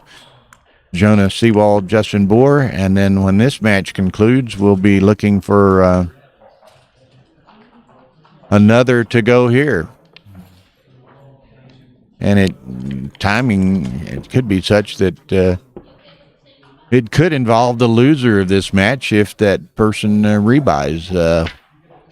We'll just wait and see. I don't know how Rory's doing it. You know, many tournaments will just take the next 2 players as the next pairing.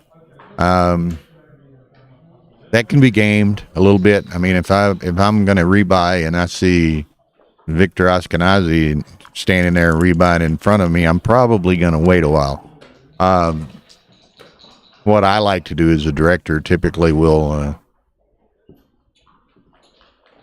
take 4 re-entries and draw amongst those, rather than just pair them 2 at a time. So it adds a little bit more randomness into it and removes the chance for people to game the system a little bit. I'm with you, Jay. The blue on blue is kind of tough on me, but you know, some people agreed with us last night, and some people really liked it. And I'm typically a proponent of light playing fields and not dark fields, but I'm getting more used to it. The more you watch it, the less it bothers you. Last night, it really was bothering me a bit, but I haven't noticed it so much today. Okay, so, you know, this looks similar to the last game in a sense, in that Brandon got his bag checkers out. Ergen's gone to work on a board, and we're in a similar position. This time Ergen only has the 5-point anchor and not the 4 and the 5, but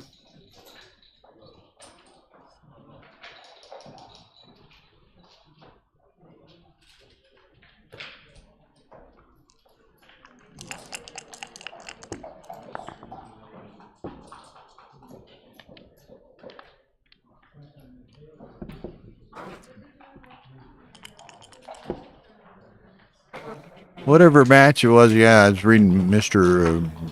Brain 4's comment there. We streamed the matches in Atlanta here a few weeks ago on some Gammon boards, which are beautiful boards, great boards to play on. But there was one that had black and gray pips and a black frame, and it was kind of an optical delusion.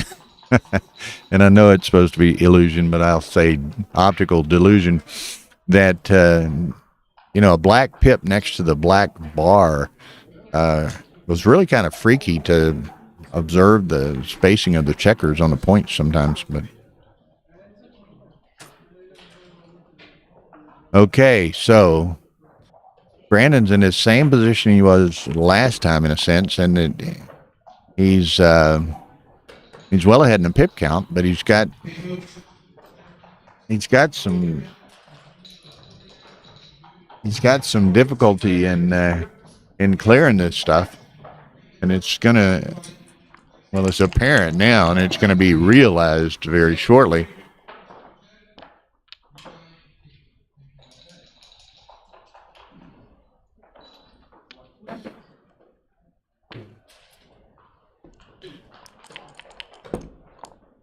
Okay, Brandon, then that'll help solve the problem right there. Bring him on down. And he's going to be well ahead here. Let's see. He's going to count this situation. What do we got? We got 10, 11 times 70, 72, 84, 87 for white. 42, 66, 106, 118. What did I say? 87? 118? Can that be right? Yeah. Yeah, it's he's got a big race lead, so it's a cube. Yeah, I got it like 8,700. I had like 31 or something. It's a bunch of pips.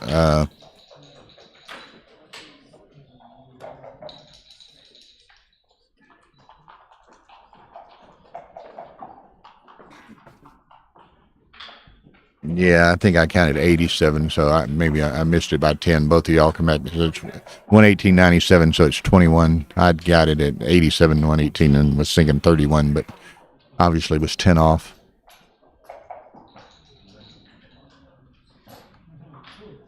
Okay, so if in fact I didn't notice it, but if if Ergen moved to 5 aces, it didn't help him.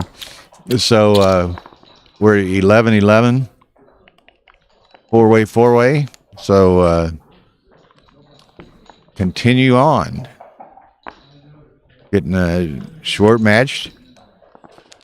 You know, they both have to be aware. A Gammon 2 cube is matched, so have to be a bit cautious here. 5-4. How's Brandon going to step up? I think he steps up, but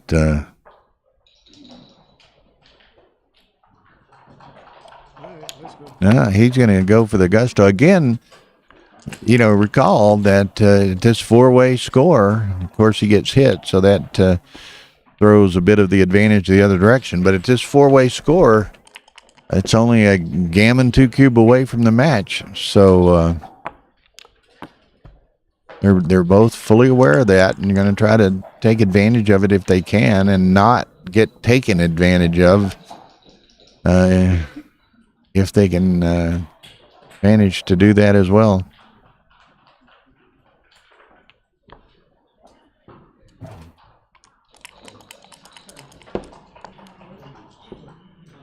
Three, 2, so that's going to be, well, he could make the 3 or make the 5.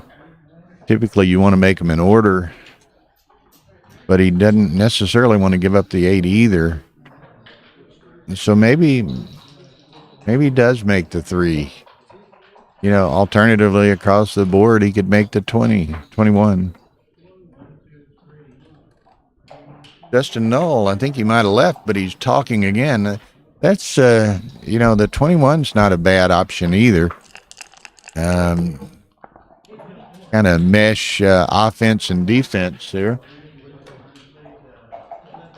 Okay, over on stream 2 on the Ace Point YouTube channel, Justin Boer and Jonah Seawald have just started in a rebuy match, the match of shame, as it were.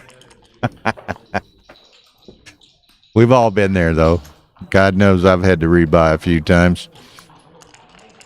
And it's always nice to have the rebuy option.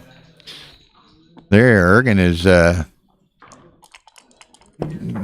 keeping Brandon going backwards here. Going to hit him again. He says, why not? I'm in this deep. I may as well keep paddling. And he gets hit again, so I think he's going to move on out with that checker now. No, he's going to hit 2. So now this, here again, this four-way score, we'll see what happens. I don't think, Ergen's got 6 of Brandon's back, but he's not in a position to even think about cubing, I don't think. Now here, he could make the deuce point, but he could make the bar, and I think the bar in front of the 5 checkers might be the more advantageous structure.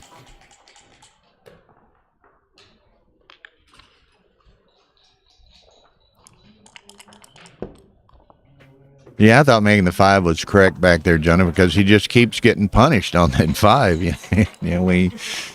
Every time he slots it, he gets hit on it. So had he taken the opportunity to make it several rolls ago, he might have eliminated a lot of the pain that he's been going through. Okay, so at some point, There he gets hit again. It's Brandon needs a second anchor up there and try to withstand the storm.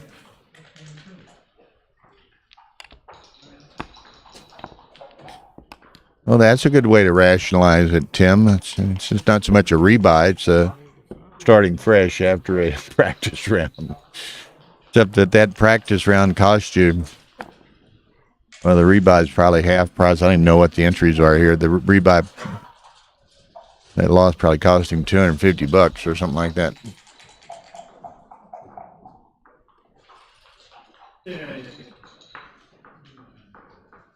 Looking at. Oh, okay. Justin Boer, who's playing Jonah in that rebuy round. Justin Boer lost to Ronald Loero. Good friend of ours from Venezuela, very good player. First time out of Venezuela post-pandemic and all. He said he hadn't been out of the country in 4 years. Very good player. He plays a lot on our Ace Point jackpots. He's come to Texas a few times in the past. Kind of a famous guy. You might not recognize the name, but you'll recognize the game. He was Mochi's opponent in the famous Mochi snake game in San Antonio about 8 or 9 years ago. Probably has as many views as any individual backgammon game in history, I guess. Mochi got a late hit, walked a 6 prime all the way around the board against Loero, and then unfortunately lost in the end. And but it was just a incredible game to watch. You can find that. You can Google that one pretty easily and find it. But Ron Loero was the opponent of Mochi in that game, that match. It was at DMP, and they were both, I think they started that game, which was an extremely long game, because Mochi snaked a 6 prime all the way around the board. But one of them started the final game, it was DMP. One of them started with 7 seconds, and one started with 10 seconds. So they played that entire long, complicated game with no time. One of the classic backgammon games of all time, in my opinion. Okay, so again, here we are, four-way. And Brandon is going to come down and make that 10-point. Four-way. So they're both, it's kind of a volatile position again. And they're both going to be dancing around the, the potential of cubes and gammons for matches. So it's, this is where it really gets interesting in some of these matches.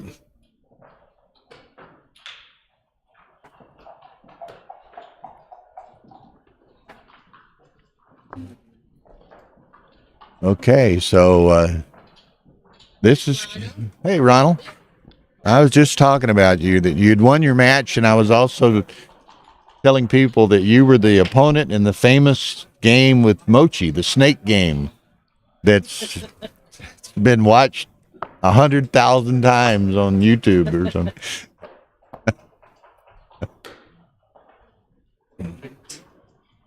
I'm sorry?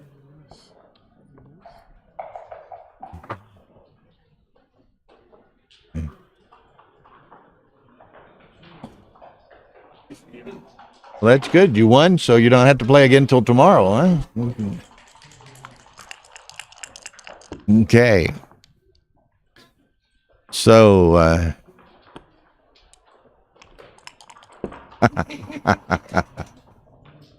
okay, so this is interesting. Again, they're both four-way, and that, this is a lot of volatility out there now. Ergen's going to be strained to play a 5 here. He plays, I don't know. I would have been almost tempted to hit on the 3, but he plays to the deuce.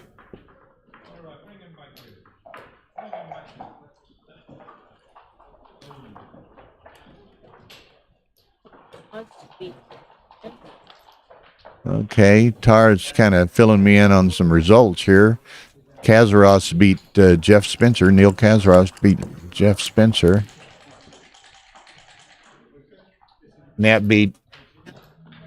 Chris Knapp beat Al Hodis.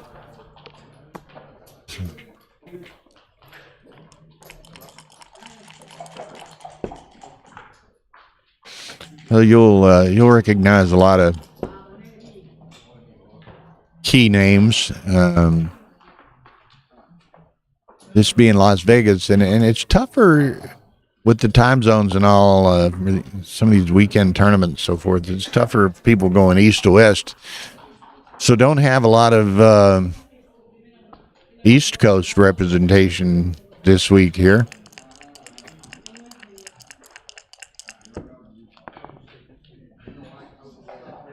Okay, so there's 2 up if he wants to do it that way. Again, just incredibly volatile position on both sides. He's going to hit 1 and make a point and try to end this swapping game and get to a moving forward game. Now, this is volatile enough, and I think he has structure enough that this would be a hard cube for Brandon to take, I think. I thought he had to hit twice, too, Matt. Good call from Matt. I'll always defer to Matt's better judgment.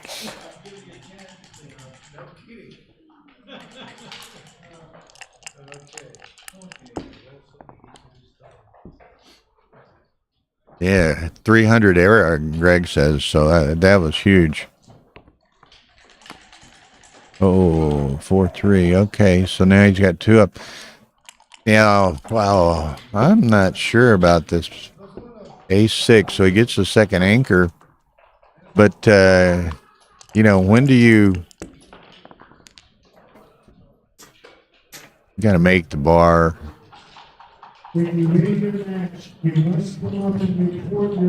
Just got to. Now the question is, when does? And I know that this is unusual positions and circumstances, but when does he tempted to send this thing? Because there's risk in it for him, but there's more risk in it for Brandon, perhaps, because if he were to get Gammon on the 2 cube, that would be the match.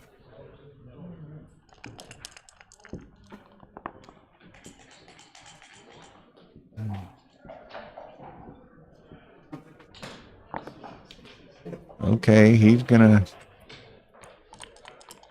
run with that. What's Brandon can he do? He's got a hit.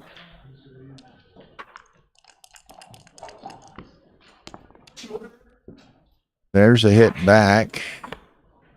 Now Brandon had better perform here by making a second anchor. He gets it. Now, does he want it on the 24 or the 21? He's going to take it on the 21.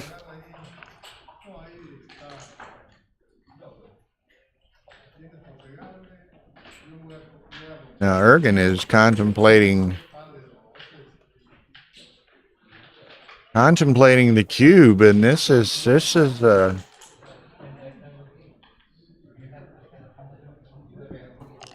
he's gonna roll on, it appears. Pick up yet another checker, which maybe he's right. I guess it's right, but it does give him the potential of that ace point anchor as well.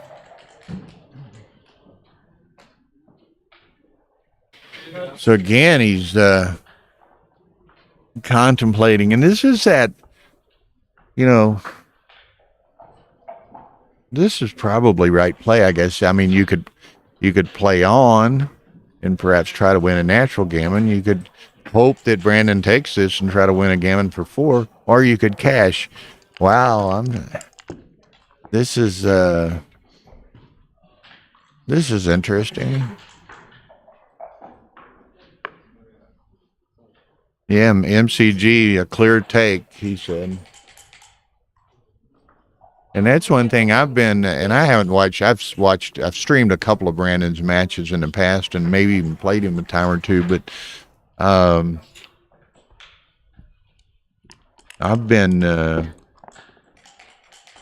fairly impressed with his game here today. He's certainly not been timid in putting it into play, taking cubes and putting it into play. This is, with how much? Yeah, blue was, Tara said 53% when he sent that cube. So there he gets hit.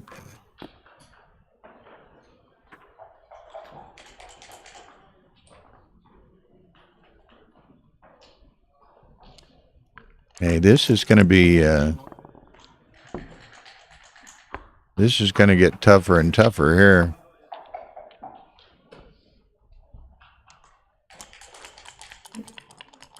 Yeah, I might have let him play, Matt. Matt said maybe that was 2011. And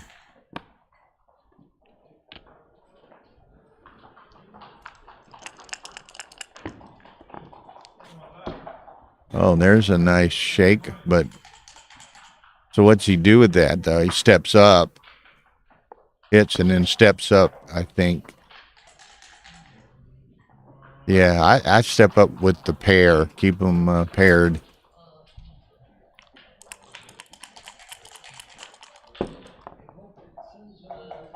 Look out. A dance by Brandon. So now 5-2. That's awkward.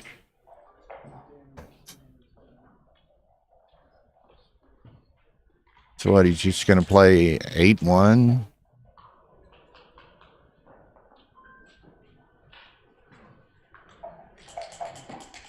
KG has joined the room. Hello, Kent.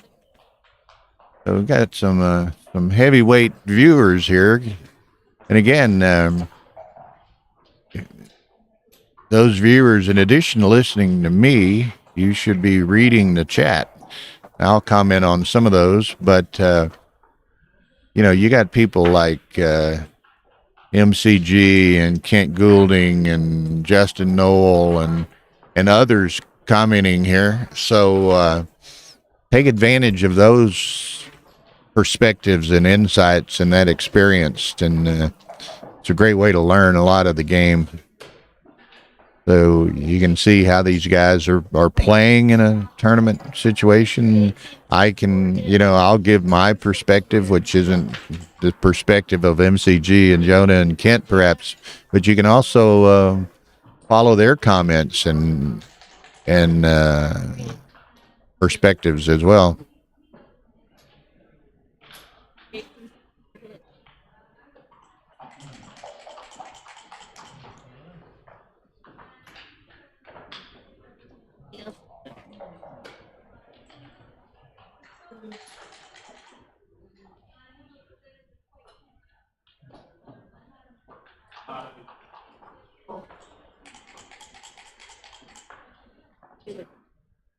So I think Tara put that in, and you said 20 to 18 and hit is right, and that's what Kent was suggesting. Tara's putting in positions occasionally here. She's working on her transcription skills while we're doing this.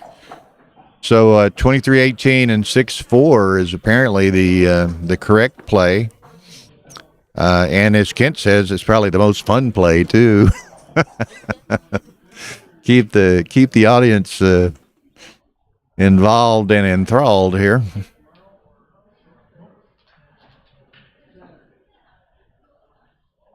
Yeah, that Matt makes the point, doing something that does 2 or 3 good things is better than one semi-good thing. And he kind of split the baby. He didn't do either. Okay. Need some help, Bill? Sure, Ray. Sit down. We got Mr. Ray Fogerland joining us. Tara's going to rotate the camera here a little bit. Oh, yeah. She's Get got him to get into me view. in there. All right. Did you win it's your a match? 4-point match. Yeah, I did. Okay, congrats. Otherwise, I'd be steaming.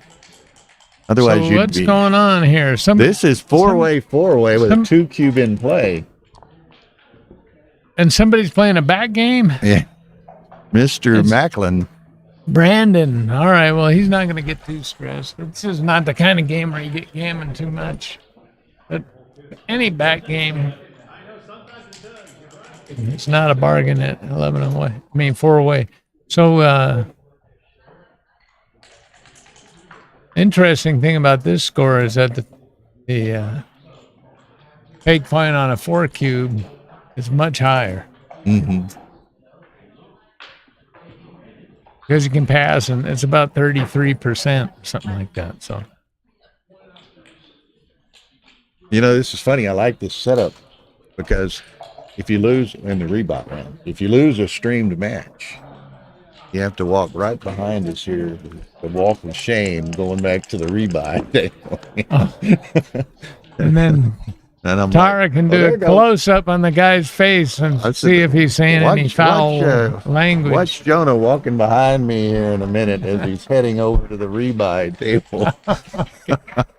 Well, he's not going to be too unhappy because he won that. Yeah, he won that grand in the slot. casino. Yeah.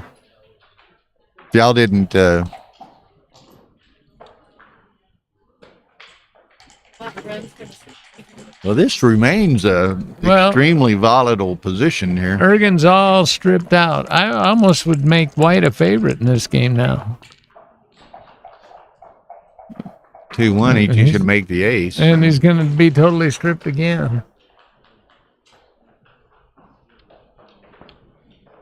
He's played off the 8. Oh, well, that was good. He got some extra spare. That was much better than our stupid play. Now, Brandon should just hold court. He shouldn't. I don't think he should break the 9 point. Should hold that. And just slot the 3 point, I think, huh?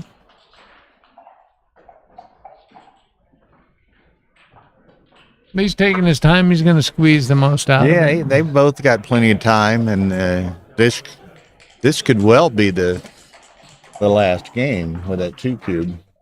I don't think I would break this. And you play to the 8 instead of slotting the 3. Okay, yeah, that holds all the anchors. You don't want to give up some jokers in these kind of situations. Okay.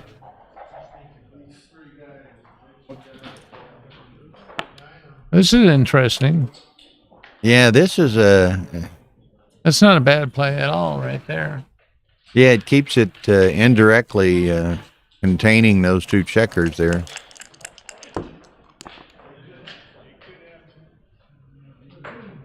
Oh, that's going to Just strip out pay some now, stuff. right now. Oh, Yeah. he was able to. Okay.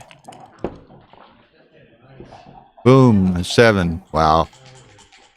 Yeah. Okay, now this is going to get interesting.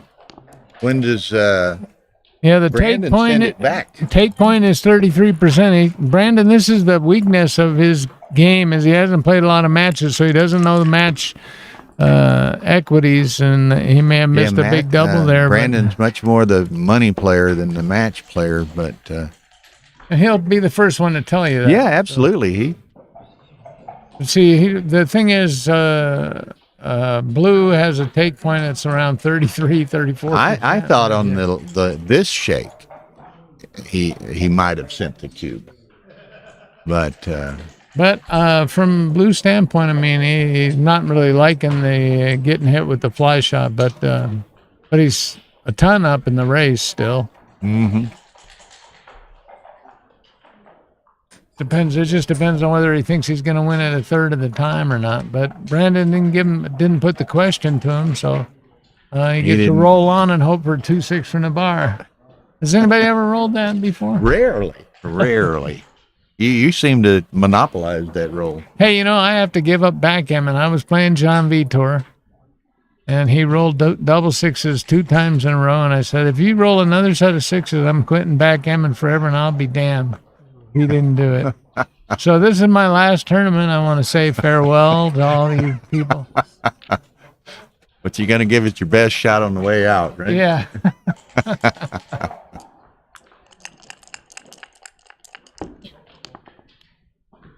Okay, Brandon, you gotta grow some here, son. There it is. He just waited. Oh, I think we're gonna I probably think he's gonna pass this, but we shall see. That's one thing, and I was mentioning to the people earlier, and Brandon is not a timid player. I mean, he's taking some. No, and you tough know, if you cubes. play him in a money game, that cube gonna get. I mean, he finds ways to get it up there. I mean, if there's a gammon in a money game with Brandon, the next game has an automatic.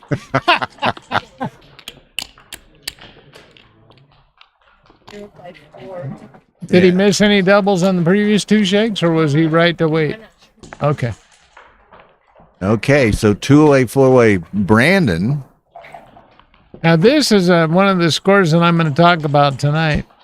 And Yeah, I was telling people earlier, and we'll plug you again here at 7:30 local time, 7:30 Pacific. We've got a Ray Fogerland getting in the zone lecture, which portends now, to be interestingly enough, at this damn score here, the trailer is almost always in the zone, and the leader's doubling zone is like 1% from 81 to 82 or something like that. I have that on my so like the trailer's window is pretty wide. He can double almost whenever he's an advantage in the game. yeah. And the Well, I was telling earlier, and again, that this lecture is going to be streamed tonight, that Matt might want to watch, because it involves. oh no, we don't want any experts there, because I'll be giving out at the end of the lecture. We're going to have a fox hunt, like an old-fashioned fox hunt, where I'm going to send, I'm going to release the hounds, and they're going to go out and find all the world-class players, and beat them using my strategy. Okay? Okay. So I'm Now, he- discouraging the experts from coming and watching. He's No. just teasing you right now, Tim. The lecture is at 7:30 tonight, which is in about 4 hours.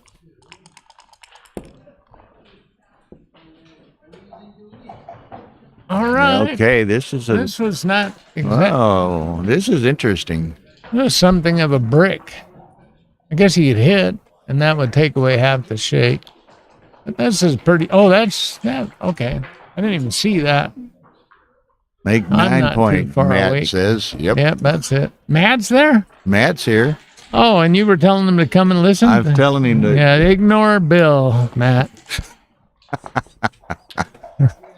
Anyway, Matt proved himself, but I am going to talk about him a little bit since he's the best player in the galaxy. Yeah, the lecture is here on Galaxy YouTube channel. This channel, 7:30 p.m. tonight. Live lecture, live streamed lecture. And there'll be many references to the galaxy, because that's the place where everybody plays nowadays. And Mr. Kungar is still atop the heap there. Yeah, he's number one, and Victor's number two. But I'm going to let Matt's nickname out so that people can avoid him in the future. But the Matt played Victor and lost, and then he went to second in the galaxy. But then he got a couple of matches against Mochi, the world's the best player, consensus, and he won the match and the PR against the world's best player, so he once again became the best in the galaxy. Okay, now this is interesting. Yeah, it What are is. you going to do, Ray? I'm going to play that 2 off the 10, I think. Yeah, that fills up some builders. You can be a little bit patient here. Hitting is just a little bit big, but he's going to maybe start it. But breaking the 9 or the 10 point isn't that big of a deal, because it's not blocking anything anyway. Right. Okay, here we go. That was the right play. All right. Two-way, four-way. But he got doubled, so let's see. If you're going to make that play, you're supposed to be taken, right? If you're going to be brave. And Brandon's not afraid. There's no real gammons in this, so why not? MCG says tough play and good cube. Did he say take or pass? He hasn't issued an opinion on that yet. Well, I don't have to issue an opinion if the best player in the galaxy does.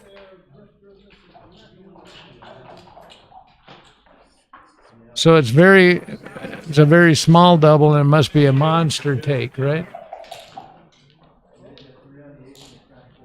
Yeah, humongous take. Matt just had said take with an exclamation point. I think that means big. That's one of the other things I'm going to teach people, that it's better to take. And I'm going to give some examples tonight.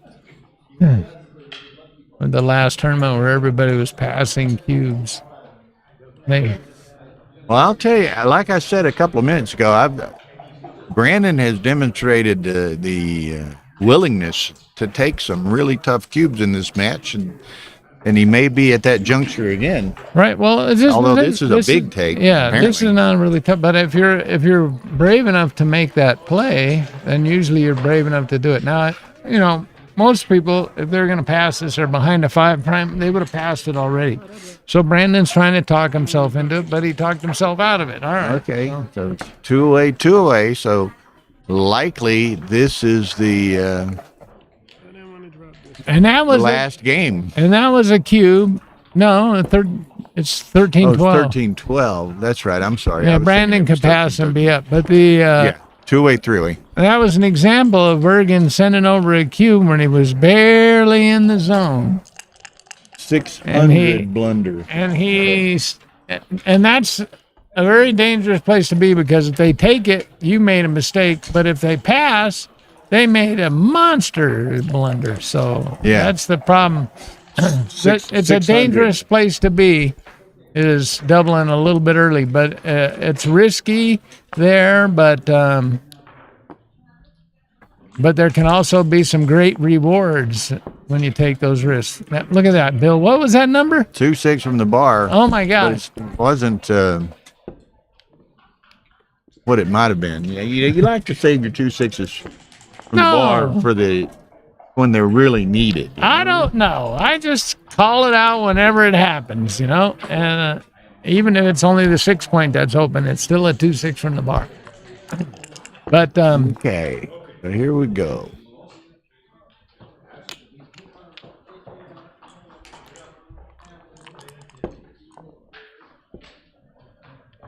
Six four. 6-4. Yeah.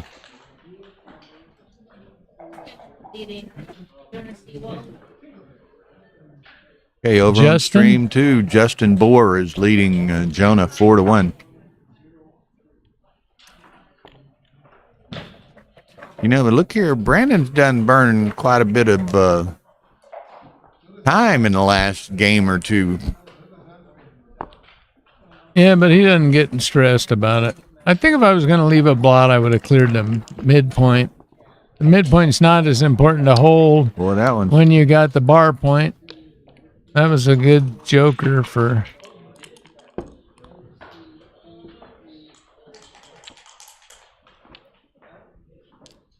All right.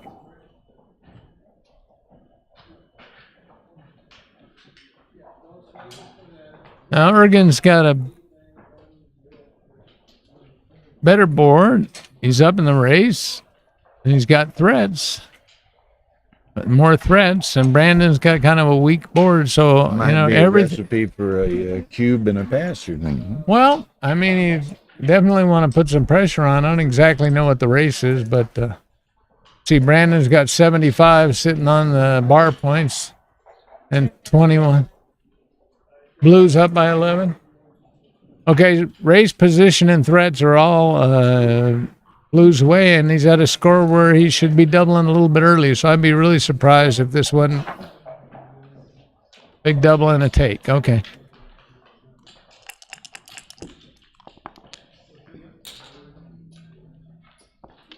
But he didn't send it.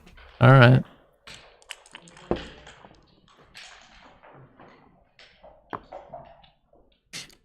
A lot of times people just won't spend some stuff.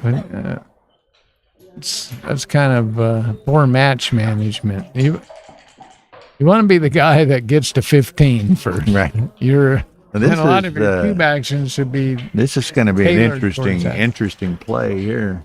What is it, 4-2? Yeah. All right. He tries to consolidate his racing advantage, but and Brandon can hit. A lot of times when I don't have a cover, I don't hit, but usually it's wrong. Just hit him and then take your chances. What did the computer say, Tara? Okay. So it's a little early. He's not ready to win yet, so he should just be filling those in. Then the bar point will give him plenty of contact later on. And he's only got 40 seconds left, so now he's going to have to play a little bit faster. He may have another game or two to play there also. Maybe that was part of the reason why Ergen waited on the cube, because he doesn't really want to have 2 points riding on games where that guy's only got 40 seconds left to play. Right.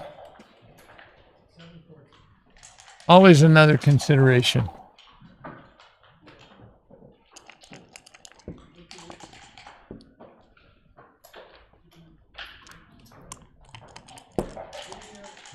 I don't know if Ergen's up enough. In a normal game, he could have a cube here if he's up enough in the race, and then just wait to roll his set, And at this score, it would be good. But, I think probably he's thinking about the fact that Brandon only has 40 seconds. But he's gonna be hating life if he rolls double fours or double fives and gins it out, right? Or twos or threes. Mm-hmm. And he's, at some point he's just going to get down to, if he wins this game, it's just going to be 13-13, and then it's going to be anybody's ball game. Why not send it over and be a favorite in the match? Getting to be He'll who just blinks playing first. from the 8, I think. Oh, I didn't like that.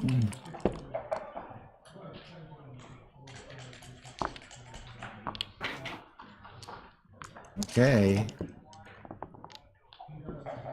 Whoa. There's a set, but it was the wrong one. Now All right. Now we're down The to next 6 is going to be bad news. who blinks first here. Yeah, Brandon should save his 6 and slot the ace, I guess. Yeah, he's Those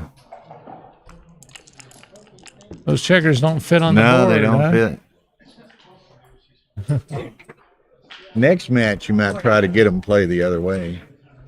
See if it fits that way. It won't fit the other way either. All right, it's a 6 rolling contest that nobody wants to win. Who blinks? I would go 2-1. There you go, Brandon. Hold saving to 5.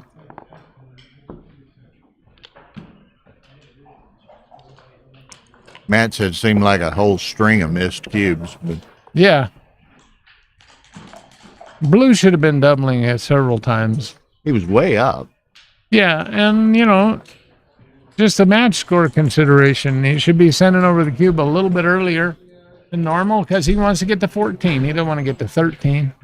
For whatever reason, Justin, the checkers do not fit.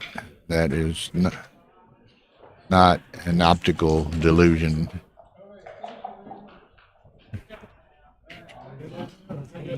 This is a double. Now he's sending in. All right.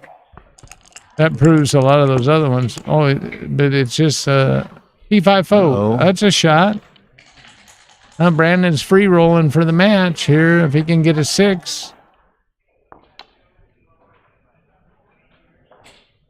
Well, if he leaves 2 blots, that's 20 shots, and if he does this, it's 17. P5-0. Oh, they both rolled it. All right.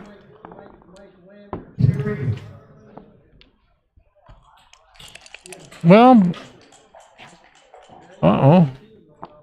Ergen didn't lose his market, but he hadn't lost his guy yet either. So now this is really tight.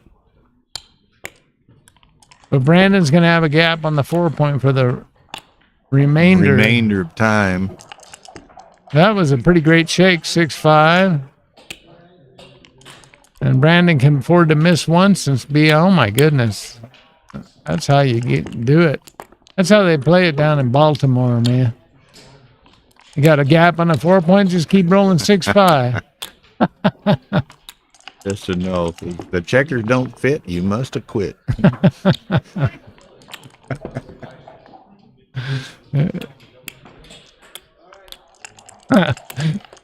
If the checkers don't fit, it's probably a FM board. No, I'm just teasing. I'm giving a bad time to the sponsors. We really appreciate those guys, right? Those boards out there for us. And oh my goodness. Out. Oh, look at this. Brandon's got one shake. Did they both roll a set of threes? No. Oh no. Oh, man. Lost by 1 pip. That was a huge equity swing right there, Bill. It was. And he's playing on 38 seconds, too. That was grande, as we say down in Mexico. Oh, Dimitri has entered the room. Hello, Dimitri. He'll learn something from my lecture tonight. Yeah, Dimitri Ray says don't miss his live streamed lecture tonight at 7:30 Pacific time. Yeah, if he thought the last one was funny, wait till he sees this one. Oh, look at this. There's the best shake. That ruins 2-6 from the bar for the rest of the game. Okay, now Brandon's going to be He's going to play Gammon go here. Oh, yeah. Ooh. All right. Jonah's luck may be limited to the casino this weekend. It seems. Well, he had so much luck in there that he doesn't deserve any inside in here on the backgammon tournament. He's making more money than anybody who wins a tournament this weekend. For y'all who didn't hear earlier, we were laughing. Apparently, Jonah Seawald won $10,500 on a 75-cent slot pool last night. So, not a bad payoff. Well, Jonah's been lucky before. He got an $8,000 royal on a multi-strike machine one time. When the regular royal is worth $1,000. All right, let's see. Ergen is rolling like he wants to win this match. Two of his choice he could hit. Oh, yeah, you can hit. That's about... put a second guy behind the 4-prime. What else would you do? Oh, my God. Didn't want to play with the blots, I guess. What? I don't know. You can't get worried about a 2-5-6 board. That's a great shake by Brandon. Yeah. And that would have been nothing. And see there's the thing that he was worried about happened anyway. Brandon's got 30 seconds and he's managing it pretty well. Oh my God. Okay, well this could get bloody, this right here, Bill. No, hit. Why didn't he blitz him? That was like a perfect number, right? Yeah, and he needs 2 points. The G. Absolutely. That was a blunder. I can't see that. 3-1? 3-1. Well, they get over there in that logo, and it's hard to see them sometimes. Yeah, all right.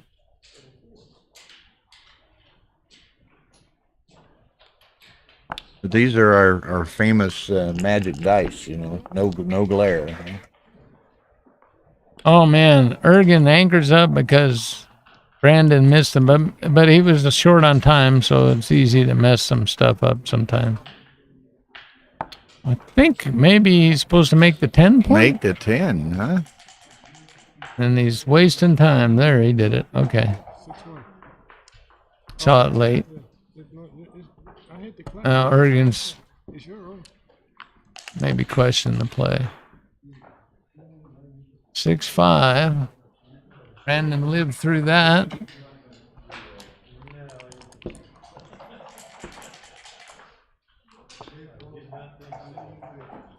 think you play the 6 across and the 3 in, don't you? Yeah. All right.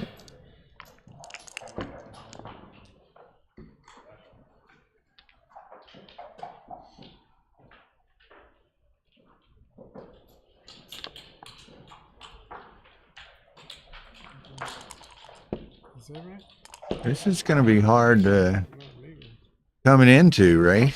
This has got to There's a shot right there. Yeah. By the time I say it's going to be hard to come into, he left a shot. Yeah, well, wasn't going to be any cakewalk, that's for sure. And Brandon wouldn't mind at this score leaving something while, let's say, if Ergen slots a point in his board, so there's a penalty if he gets hit back. You know, if he hits a shot, and you can come back and also roll well, and maybe win a These sneaky gammon. they've gotten their money's worth on this match. We started right at 1:30, so we're 2.5 hours in.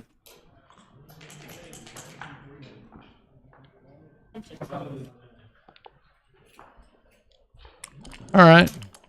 Now, Brandon should be able to play pretty safe after this one. I still 6-5. There we go.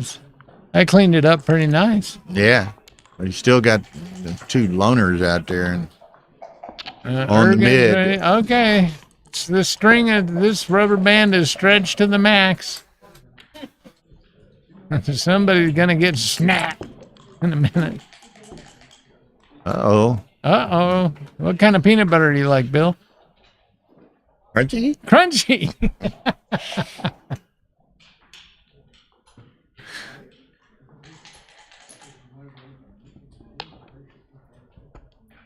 Well, Brandon will feel better about that, but the bad news is you're going to have to play another game with 28 seconds on this clock. But you want to get your money's worth at these things. Oh, look at that shake. That's pretty nice. I think I would have brought the 2 in instead of, now he's got 2 points to clear in front of the anchor. Yeah, and you knew he was probably going to have to leave the 10. Nice shake, though. Yeah, that was.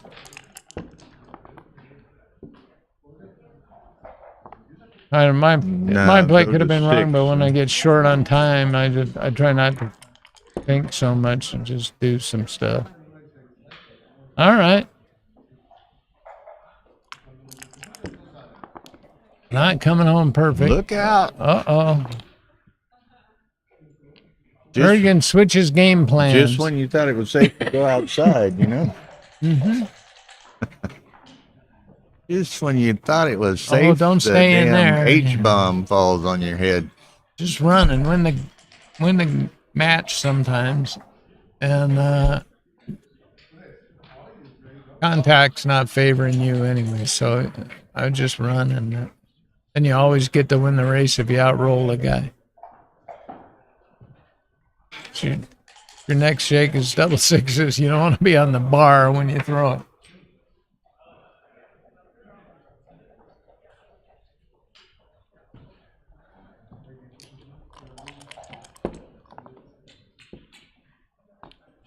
All right, Brandon's definite favorite, but Ergen's got a few shakes that could tighten up the race.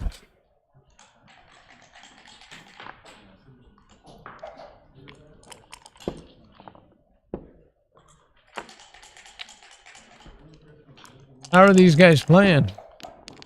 She's just been put in okay. You're just position. She hadn't been. Okay. Is anybody in the audience running? Nobody, to my knowledge, has been transcribing. Oh, Brandon ended this game. Pretty much takes care of the race, and we'll get down to double match point. This next game could be an important one in this match, Bill. Yeah. Very likely.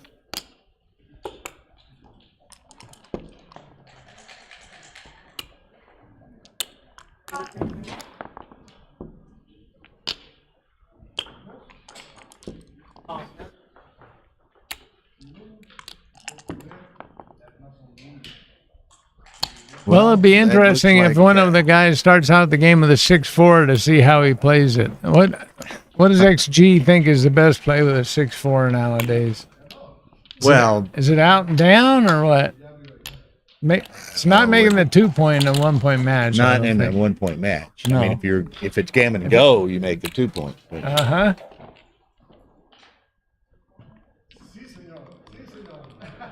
Okay. Here we go. Place your bets. Brandon starts out. Betting's closed. Okay. That's it.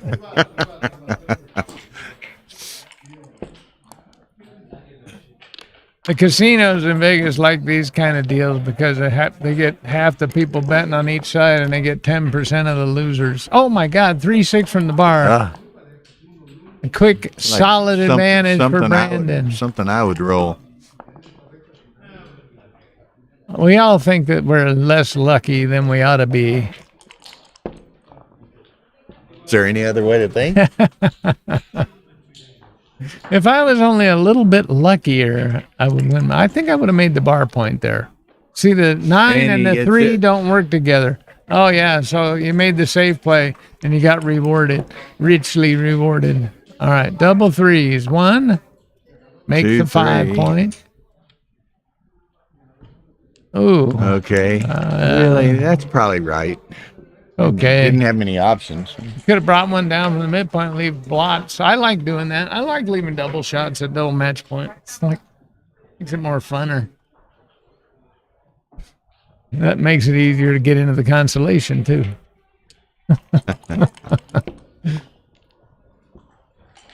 Bang! Oh, that's got to be a pretty good shake, doesn't it? But it really doesn't do much. That 9 point was not working well with the 3 point, but we got to give Brandon a break because he's playing on 24 seconds now. And falling. Yeah. Hit it. All right, 20 seconds for Brandon. But he's well up in the race. And he's got a better board. And he's got shots. What he needs is a 6. Get Wilbur outside. He wants a 5 or a 2.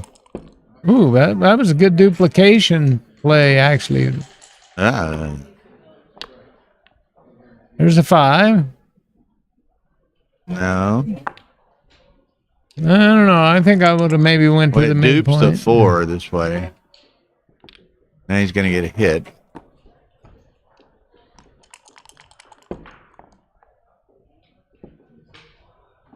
In and across. And then he's just got one more thing to worry about. A junior back there on the 24 point. Junior, come on. Oh, Look my out. goodness. Look out. Ouch. Does that cover? It covers. And runs out and leaves only an ace? Yep. And leaves a big race favorite. That looks like the play. 1, 2, 3. Maybe he could bring another builder and stay on the 21 point, but it looks like he bring 2 guys out and cover. And he finds it. Brandon is On the ropes. Oh, but an ace. Okay. that was a good shot. Ace 3. 3.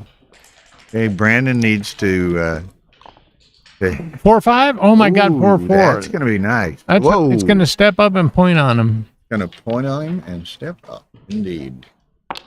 That was what you call a nice shake. Yeah, that's also what you call. I only got 13 seconds left. But that was clearly the best. 36. Oh my God, Brandon can end it with a 5 here, but no, the dice do not give out 5s. You got to jump that massive 3 and it prime. hits? Oh my goodness, Oh, look at here. Brandon's got to hit another shot to Could win go this either match. way. 8. Ooh. Oh my God, was that? Are these guys clutch?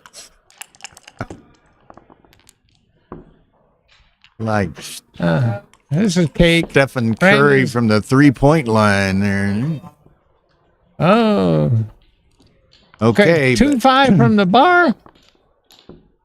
2-1 from the bar. Oh, Brandon Now- doesn't have many more opportunities to roll a 4 here. no, but he's going to use, well, he's got to use 4s that are duplicated and 1s are duplicated. He needs 4s and 1s on his to get out. and whatever. I don't know. It might be too big to bring down a player from the midpoint because that would give Brandon too much time and stuff to smack around. So I'm guessing that 10 and 9 is going to be there. Oh, this can't be it. You got to leave that there. Ooh, looky here. He knew something that I didn't know. Now he just roll a 2 and win the game. Cake. Oh. 3-1. Well, I would have gotten hit. Flat the So I would 5. have just lost in a different way. Oh, what is this? Okay. Ooh, so close. Oh, hit it. Hit loose, Brandon, for the crowd. See, Whoa. you keep making those safe plays. My play would have worked. That one didn't. The safe play. AC Doozy. Brandon hasn't Look at missed this. anything in the last week. Now Brandon could use a little of that 3-4 action. What is that? I can't even see it. Slot 6. it. Slot it. Slot that point. Well, now there's only 11 numbers to get to the instead of 13. Again, my play wouldn't have worked. Oh. But his play didn't work neither, so I Uh-oh. gained my. Uh-oh. Well, you want a big thing, Bill? No. You don't want I've a big got one. thing? All right.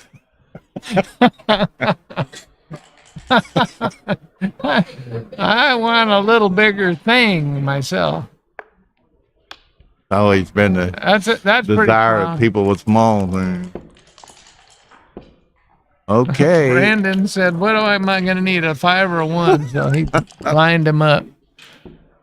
Oh, man, this is crazy. Now, Ergen didn't want to leave a blot before. Is he going to do? He's got to do better it. now. He better do He it doesn't now. have a There it choice. is. All right. Ergen's a favorite.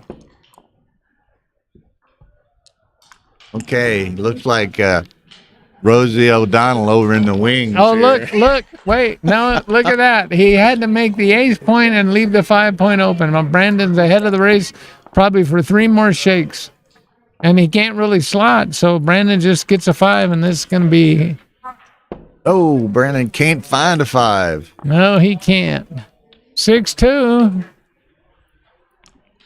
Okay, Brandon, now's the time for the maximum drama 5. Nope. Now the ultimate maximum drama 5. Boom. All right. Now a little yo action. We're 5-4. Okay. Boom. You gotta wait. Yep. You gotta wait. It's 5-1-6-1. Yep. All you can do. 2 off. Rip. Yeah, I think so too. Whoa! Brandon. Look out! He does soft the boys. I think Brandon might. No, he's not ahead in the race. He's going to need another set, I guess. Well, he's got the 2 voids up there. Uh-oh.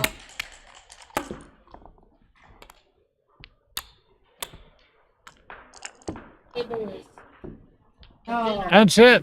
All right. Okay.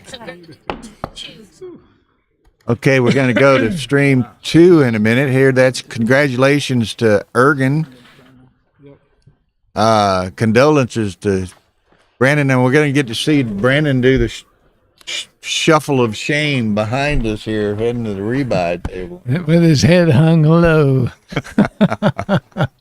All right, Bill.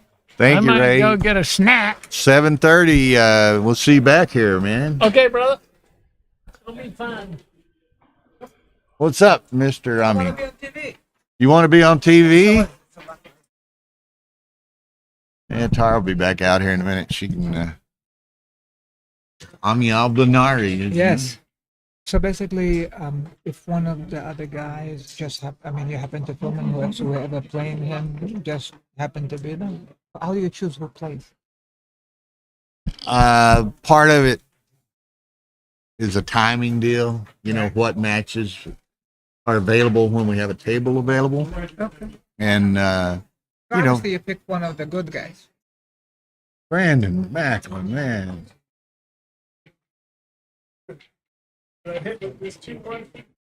Who's that, Matt?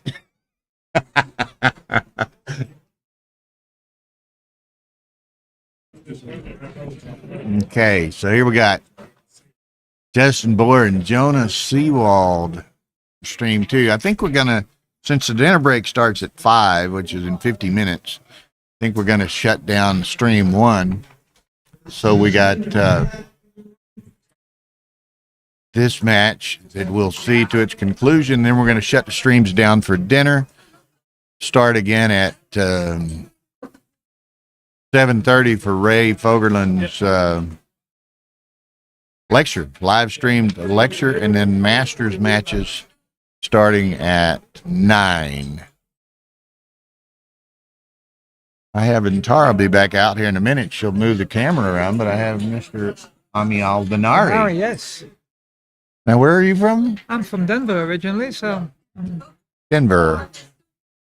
hurraying for. So lucky. That was a great fight. And what are you waiting? Maybe did you win your No, match? I won my match. Yeah. You won your match. Okay, so Now I have to have extra incentive because I want to be on TV. you want to get to the stream. You keep Yeah. winning, you will end up Well, on that's the stream. exactly what I'm planning to do. There you go. Best way to ensure getting streamed is to win. Correct. Full miracle. And Jonah is now you probably know Jonah. Yeah, he's a great Since player. you were from Denver. What would you do 5-0? Denver, Jonah's a great player. This is a rebuy. He lost his first round to Linda Clay. Happened to He the lost to to Linda. Linda. That's Yeah. funny. Good for Linda. Yeah. I was telling you, Linda beat in Texas. Right. She drew Victor in the first round and beat Victor. And here Wow. she draws Jonah in the first round and beats Jonah. I play with her once a week. She's a very good player. Hey, Brandon, that rebuys are over there, Yeah, he's not running hot today. I played the doubles with him. Oh, with Brandon? Yeah. Yeah. I gave him the respect and to play. He overruled. My decision was better. That's why we lost. Okay. And he pulled it. I did not think he would pull this. He did good. Game for 2, 7-7. Okay. I leave you to your job. Okay, man. There he is. Ami Albanari. Good luck tomorrow.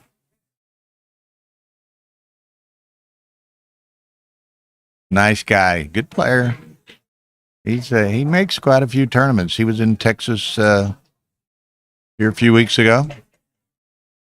Here in Vegas. He's from living in Denver.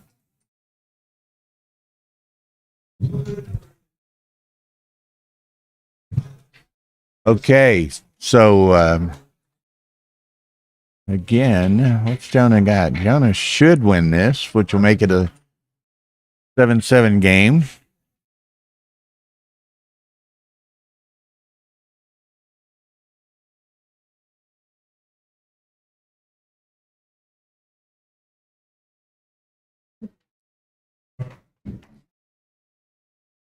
Justin's rolling hard for something useful here. He's going to need a set. Jonah gets the set, so 7-7.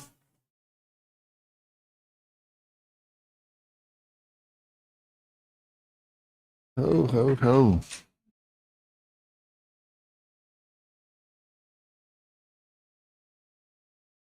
So, well, we've been fortunate. All the matches that we've streamed so far this afternoon, all were 7-7 at some point, I believe. They've been good, tight matches.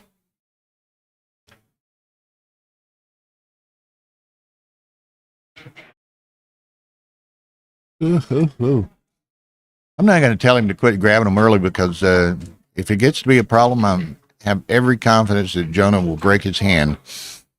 So we'll let that go.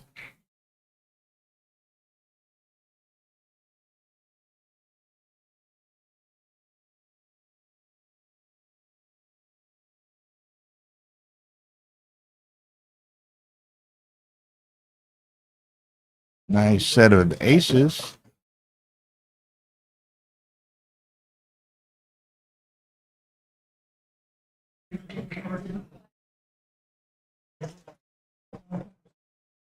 Justin looks and is playing like he's got a plane to catch or something. I don't recall him being this animated.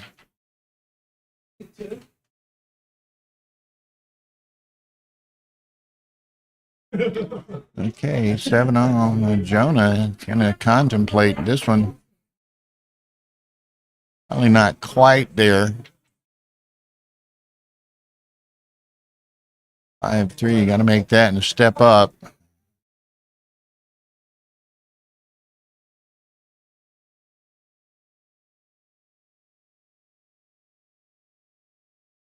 Okay, Justin needs to perform here, or Jonah's going to think a lot more seriously about that cube next time.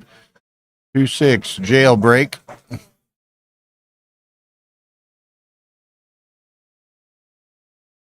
Oh, that's not what he had in mind. Can't do anything, so he steps up with the second one.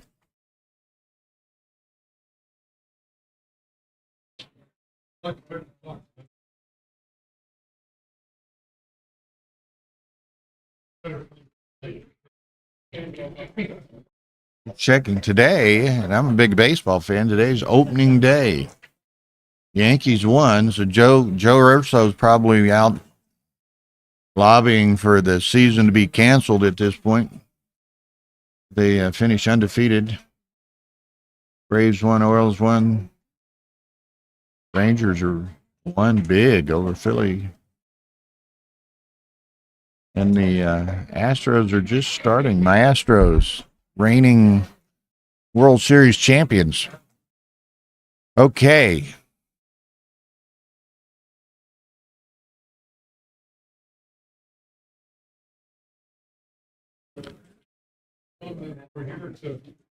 So, here's I'm not sure. I didn't ask Rory how long they take rebuys.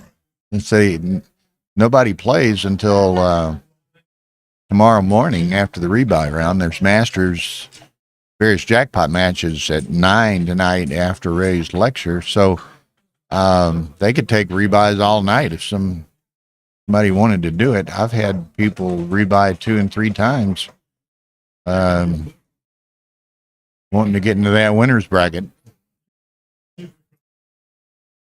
Nice dance. Jonas sends it. Justin's going to let that go. 8-7 Jonah.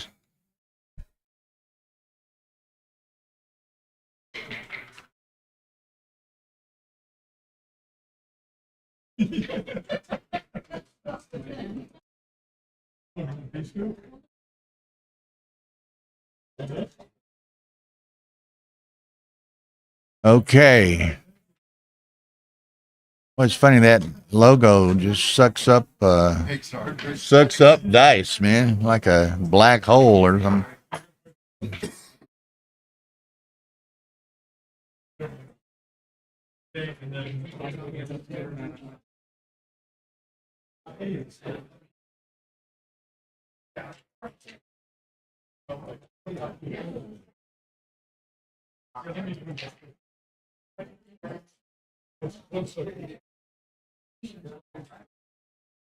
It's 7:30 Pacific, so that's what 10:30 on the East Coast is the lecture.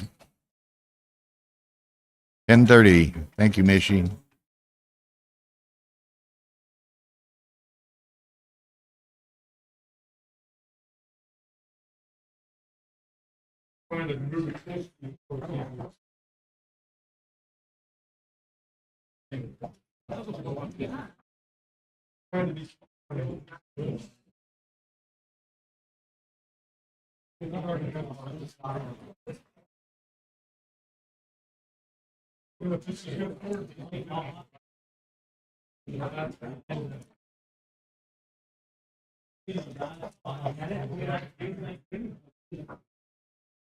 And what did Jonah could put he could put 2 up here. That'd be the big play with with he got a blot on the other side. Hey, there you go.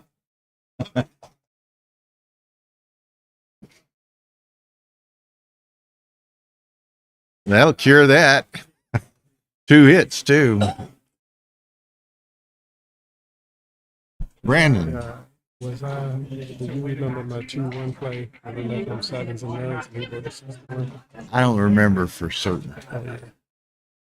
There's all the way down the stretch in that last game, Matt, several of them were thinking you needed to be slotting and you weren't. Was it the next last game or last game? No, it was the last game. You had a 5-point board and he was on the ace off and on. You weren't attacking it. Am I remembering it right? Oh, you can go back. You know, it's saved. You can go back and look at it.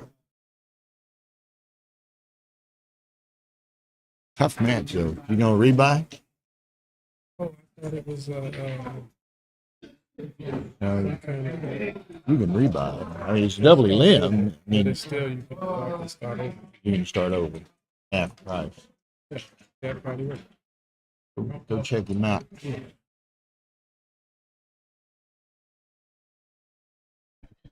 Huh? No, he's going to rebuy. The walk of shame. I don't think he realized. He thought that since it's a doubly limb that maybe there weren't rebuys. But anyway, I sent him to talk to Rory.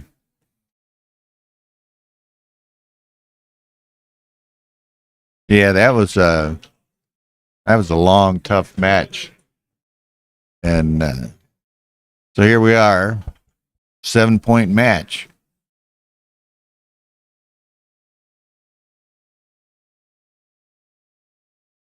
Now, Jonah, I guess he's got his chair stacked, and he's one big stout dude, but I don't think he's quite that tall.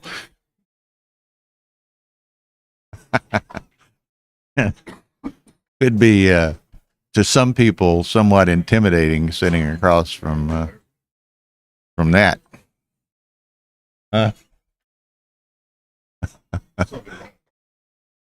Okay, so it's kind of a standoff game here. That's not what Jonah had in mind. It's just play 3 down and go to the 6.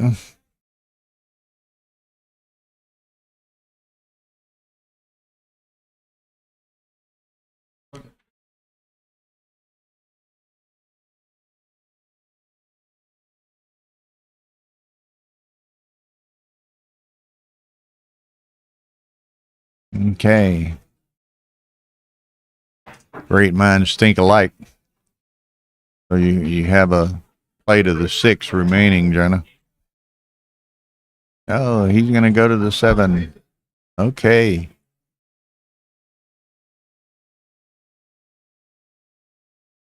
It doesn't really kill a 6 that he might use on the other side in any way. That was a nice shake. Okay, this game's ending on the next roll.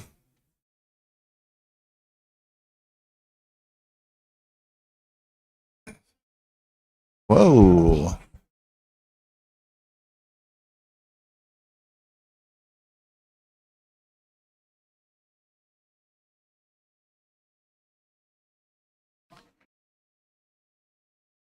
John has seen about enough of these 3s.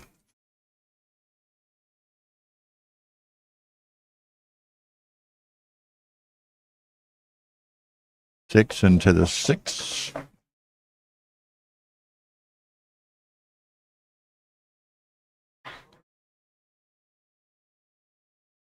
Okay, this Justin's. Well, there's the 6, but he can't run with that. So what's he do? He puts him up, I guess. Got to hit him and hope you roll another 6.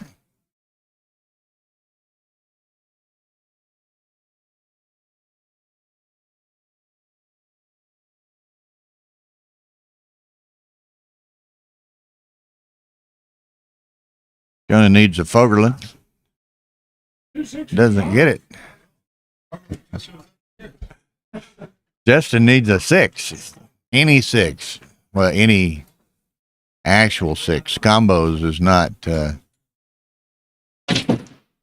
Oh. Rookie. Somebody's spilled an unlatched board.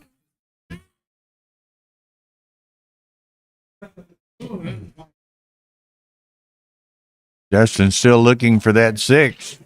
Still not finding it. And does he leave a 2? Whoa, he's not timid.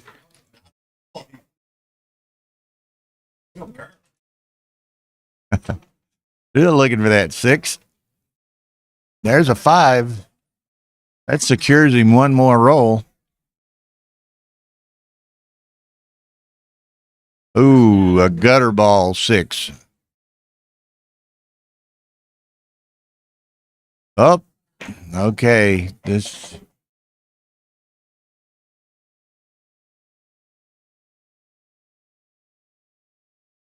Okay. Your opportunities are diminishing here, Justin. Saves a 4. This could, depending on what it is, induce a cube. Maybe next roll. If he'd had to move 2 off the 5, he probably would have seen it.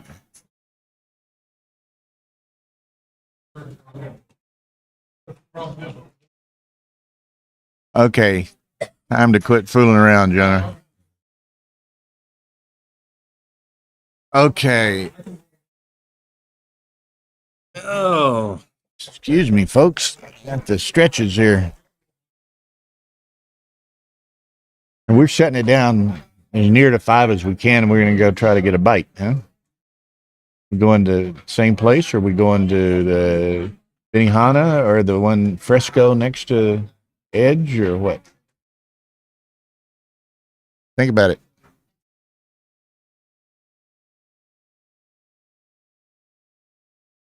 That's right, Edward. And that was just proven once again. 6s do not grow on trees. Okay. Edward Ani in the room rooting for his fellow Coloradian, I presume. Now your sister Coloradian Miss Play knocked Jonah out. This is a rebuy round for Jonah.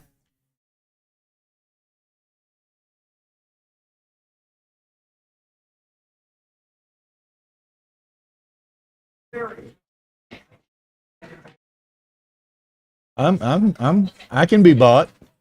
I can be bought. Good.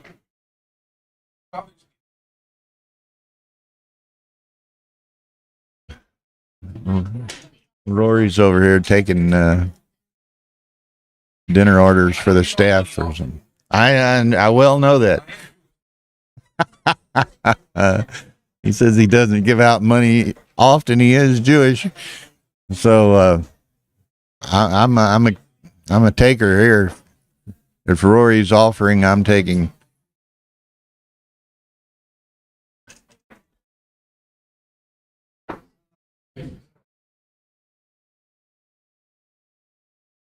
Okay. I could actually look at the no.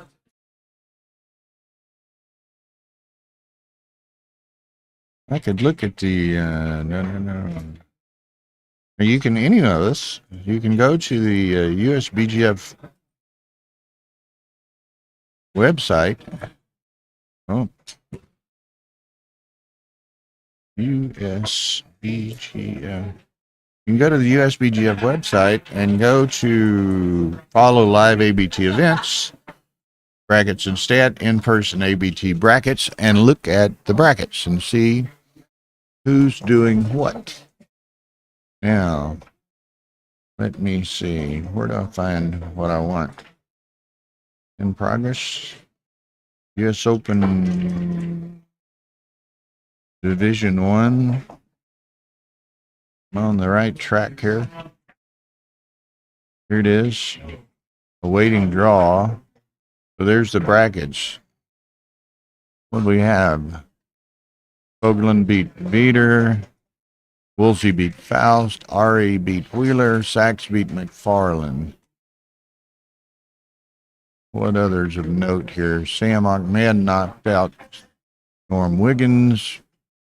Blake Sorum, who I'm not familiar with, although he is on my Calcutta team that I bought, beat John O'Hagan. So I'm sure O'Hagan rebought. Jeff Hall won. Kazaros won. Frigo won. Stubby won. Ronald Imorum beat Justin Tran. That's a Brazilian beating Justin from Dallas. Mays Petrosian won. Lorero won. Sit down, Candace, if you would like. Huh?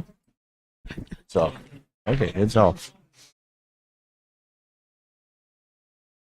Stu Hosen beat Carl Schultz. David Wynn won. Ronald Wertheim won. Then there's the rebuys. Bunch of rebuys going on, so that's cool. Now you can see her, but she's not talking. She was yawning. You can. Candace Maron, the LA Open and California State directress. Is that a word? It is now. Is with us. I Hello, have ma'am. some exciting news. Candace has exciting news. We're going to Breaking news. Breaking BMAB, news. Right brand new breaking news. We're going to do a BMAB in June in Los Angeles Open. Well, that's very good. BMAB in LA in June. That'll be on Wednesday before the tournament. I Wednesday, presume? June 7. Excellent. That there's a, what shall we say? Quite an appetite for that. Yes, there is. You know, We haven't had it out west yet. there were 26 in Atlanta. Played BMAB and 24 in Ohio, and so people like that, and it brings in You a few do more fabulously people. well in the BMAB. You Well, have a ours high is rating. UBC. Ours is a UBC. Yeah, but don't you also play BMAB? No, we just Not do at all? UBC. Okay. The Well, we but it could haven't bring had in it out some west. more hands. Some people will come because of that, Okay. and also some people will come earlier because of that. So Yeah. you get a few more room nights, and it's all good. Just so it's better for them. And we're going to do qualifier for the Jamaica too. Okay, great. Free everything for 2 people. That's great. That it's those little things Figure like out a that. lecture. We'll even have a lecture. There's Just haven't figured it out yet. those little, I don't know what we want to call them, little attributes and traits like that of different sorts. Everybody has things they like, and more things you got, the more things people might like. So, well, what is it? We're almost to April, so you're only 2 months out. Thanks a lot. Yeah. Now my stress just shot through the roof. That much more work to do.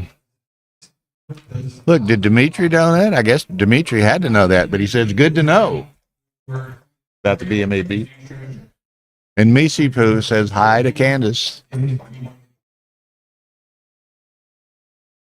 There's our friend Simone Shama. Hey, Billy. Hey, Simone Shama. I always think of the Savannah Bananas when I say Simone Shama.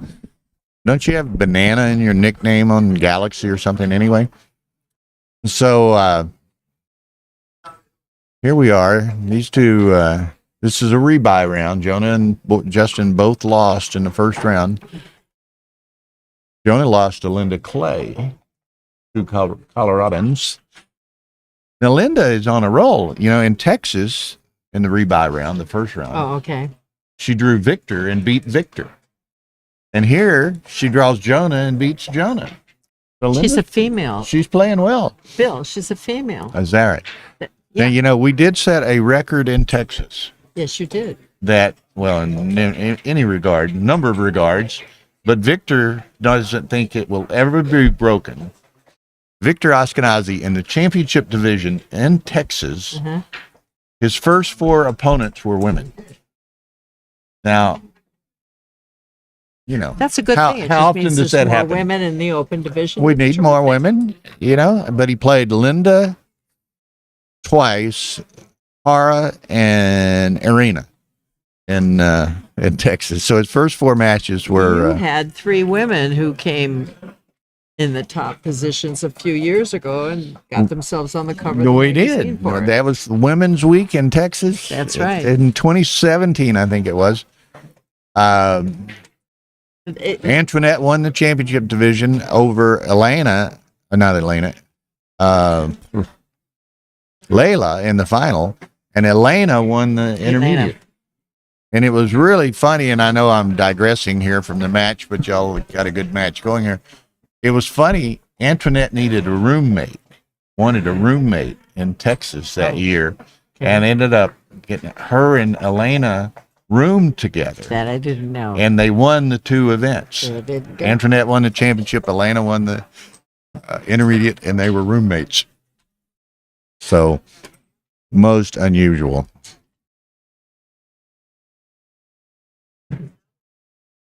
Oh, okay. So I'm sorry for digressing, but we have a nice guest like Candace. I want to give her a little airtime and FaceTime here. So, and her tournament's coming up in 2 months, so don't forget it.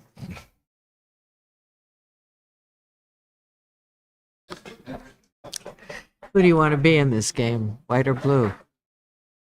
Right now, Right now. I want to be. I don't know. It's close. Blue's got to play in a 3-1. I want to be white right now because he can't clear this. I was tempted to say white anyway, but since he was going to have a shot, I'll definitely say white. Now, Jonah's going I want to be to. white. And Jonah's thinking about the cube. He's thinking he better part of valor doesn't take it, but he definitely thought about it. It would have been a very good pressure cube, what I would call it, you know. Okay, but Justin's right back in. So it's again Jonah's ahead in the race, but it's pretty close. Pretty close game. Justin's got to clear those checkers.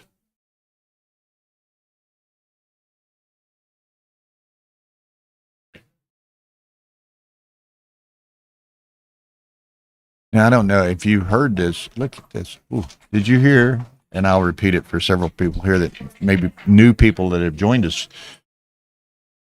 You know, Jonah's on a lucky streak. Did you hear about his luck today? Who's luck? Jonah. No, I did not. Tell me about it. Last night, sometime during the night, in the casino, Okay. 75-cent slot pull. Okay. 75 cents. 3/4. $10,500. Shut up. Shut up. Piece of cake. 10,500. That's because he brought his wife here. She's a good luck charm. I asked him if she was down at the Caesar Mall today or something, you know, to spend some of his winnings. There, Tara will straighten our camera up and get you more into view. There you are, centered up. Jonah's counting. How is it? Yeah, that's Must not be enough. close. He didn't double. And he's got to clear those, right? Now, Justin, he would like to run with one of those. Not exactly the way he wanted to run with one of those. But Jonah's still got to clear. Oh. Jonah's got to clear. And he doesn't. So now Justin, he can't safety the 5-1 this time. So he's 6-2 doesn't work. So he cracks. So now Jonah's probably going to double it now. No, he rolls on. He still can't. 5-2. Here we go. The point you make. Okay, the point that you have, clears and he it. breaks it easily. Okay, so now, and John don't know the count. He may send it right there. Yeah. So 9-all or 10-8. I'm sorry, I'm just putting it on the wrong side. 10-8. So 5 away, 7 away. Now at 7:30, just to remind everybody, we have a live lecture from Ray Fogerland. And then at 9 p.m., we have Masters jackpot matches, 2 Masters jackpot matches. I don't know the draw yet.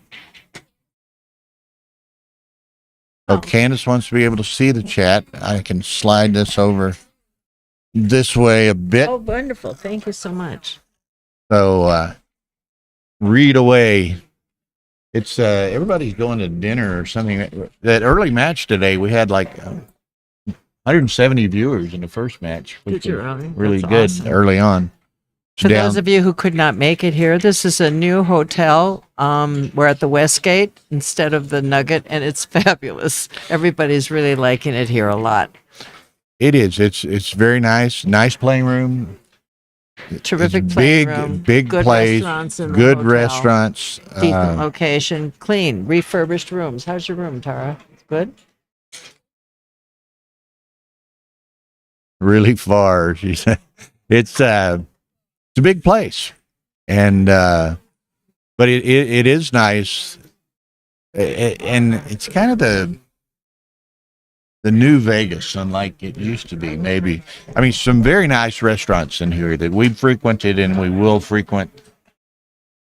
I want to say But all the something rest- else too. All Somebody the put up. restaurants here Huh? are only open from 5 to 10. Yeah, I know. What's this the is deal, ridiculous. man? It's ridiculous. This is Las Vegas. Supposed to be Yeah, able it's to get supposed to be 24/7 or something. My hotel in Los Angeles has a 24-hour eatery. Yeah, like come on. Vegas does not. 5 to 10. I mean, we got in late Tuesday, and we got a few things in our room and this, that, and the other, and we go out. We can't get anything to eat.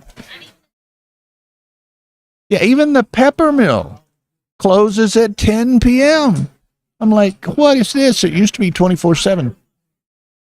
Hey, Michelle's on here. Michelle Hey, is on here. Missing you. Simone, missing you. Okay, I need to say something. Okay. Somebody put up a chain on Facebook. What are your go-to tournaments, your favorites? And almost everybody who wrote in picked their home tournament. After you subtract all of those, Texas got the most non-resident votes. Well, we're fortunate. We're fortunate and grateful. We've had a lot of great support from the backgammon community. Just had to say that. Thank you very much. And we're fortunate, and you and I, we talked about this last night a bit, Oh, and yeah. that we're really fortunate to be able to have and afford a downtown hotel location with lots of restaurants and things to do around it. And every market's different. You have a tough market in LA. Other markets are tough. We're fortunate in that regard. And Well, you are, and you're Austin, so not one of the major metropolitan markets. Maybe I have to leave Los Angeles and go. Like Novi isn't in Detroit, and yeah, Herndon isn't in Washington, D.C. So I don't know.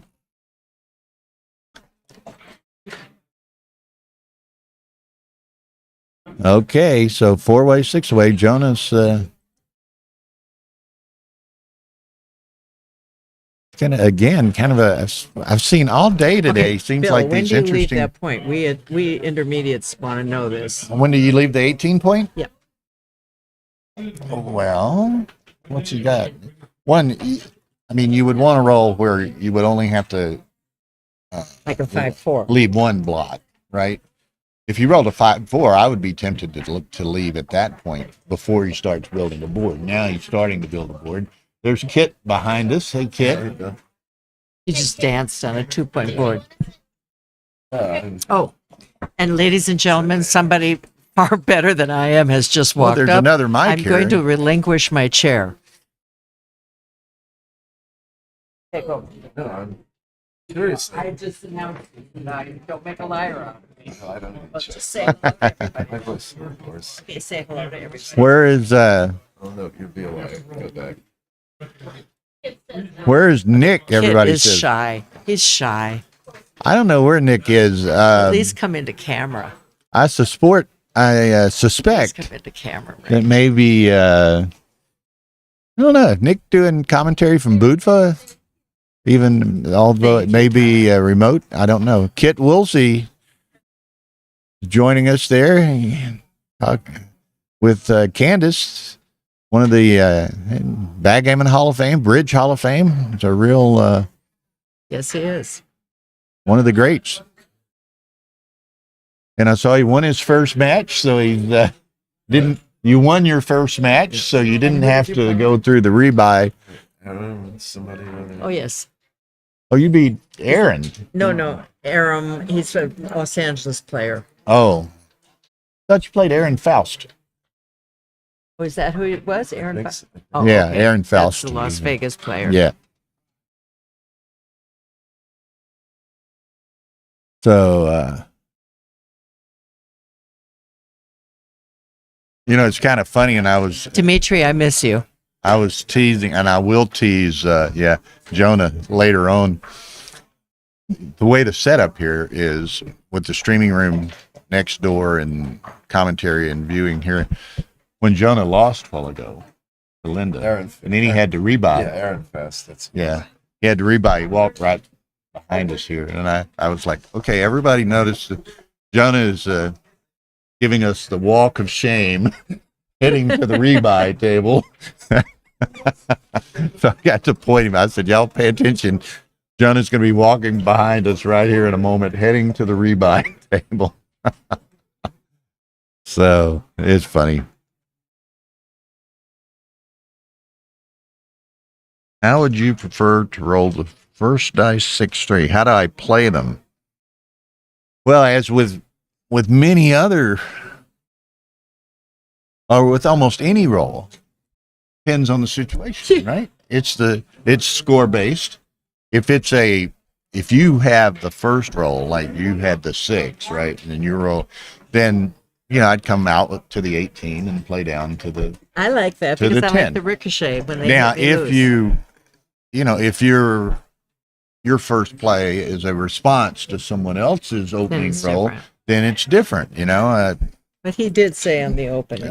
If I have the opening roll, and if the score is something normal, then that's the play. Right?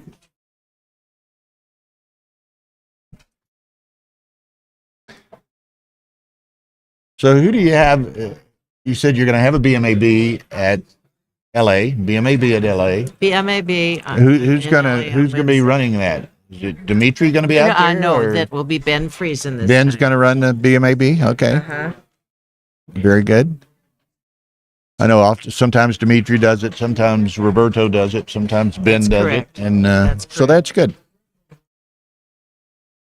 It's not easy for me to get Dimitri all the way to the West Coast. Coming from, it's funny, and I've kidded with Carol about this a lot over the years. For whatever reason, Detroit is one of the most expensive places to fly to or from in the United States. I've never understood that. I know you go back It's 10 or just 15. making me feel so much better, Tara. Yeah, Vegas has gotten expensive too. Detroit is expensive. Detroit's hands Off the down charts. the worst. I remember 10 or 15 years ago, Continental was based in Houston, and Houston's central. I could fly anywhere in the United States for about $250, and it was $600 or $700 to Detroit. Yeah. It's crazy. I I can paid fly over to. $700 to go to Washington, D.C. for Cherry Blossom. I can play. I can go to Europe Yes, for less European than prices some of the have not places gone up in as the- much in as the, United as States. domestic airfare. And sometimes, we're going to Istanbul in a couple of weeks, right? Okay. And we got that on miles. We have a lot of miles. We fly a lot. Do you have a lot You of think? miles? And we cost us $100 round trip for the two of us to go to Istanbul. I am going to Skopje. Skopje. I've looked Skopje. it up. Skopje. I've looked it up on purpose. I've even ordered a mask with their country's logo on it so I can arrive that way. God bless Amazon. So When are you going to do? Okay. Even an yeah, intermediate so he's season on level. shake 8 checkers to 9. He's on It's a shake. huge It's an drop, easy, yeah. Okay. easy double, easy drop. Now Candace would be. She's like me. Now see when I'm doing commentary, I love to read the chat line too, and interact with people, Yeah. and so forth. And I can see that you are the same ilk. Definitely. You like to read what's going on, what's being said, and we're expecting everyone. I want you to call your That was Michelle. that said yeah, that. call your friends and neighbors, your friends, your backgammon aficionado friends. We ought to have a huge crowd watching the Ray lecture tonight at 7:30. Now that's going to be a treat. Ray is His hilarious. lectures are always terrific. It's good, it's informative, it's instructive, and he's funny as hell.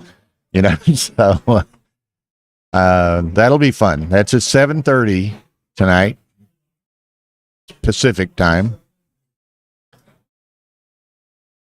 That'll be live streamed.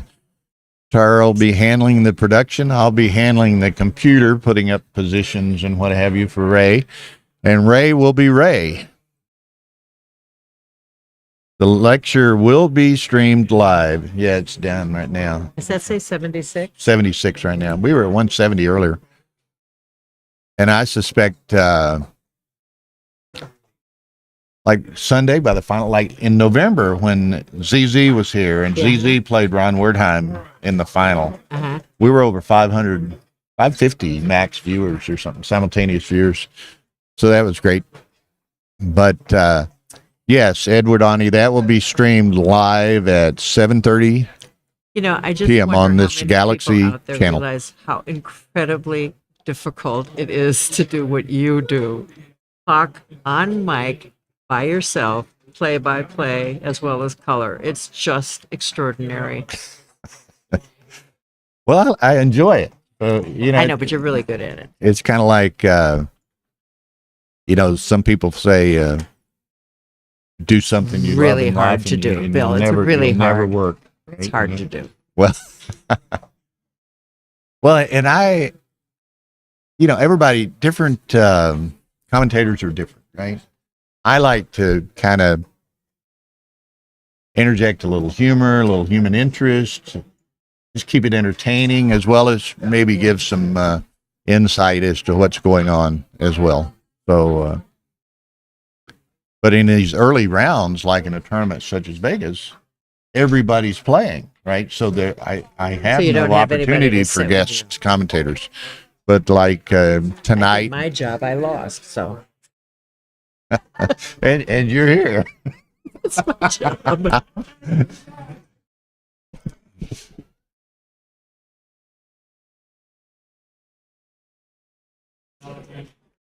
So we're 3 away, 5 away. Is there anything different that takes place at this score?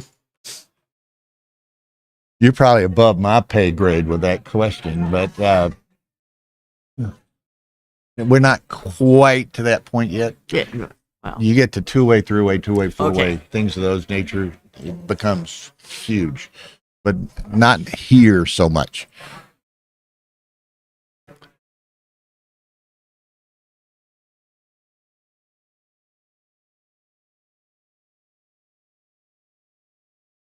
Sean Wilford, I don't know who he is, but he agrees with me. Oh, His comment. Oh, well, everybody else can read it. yeah.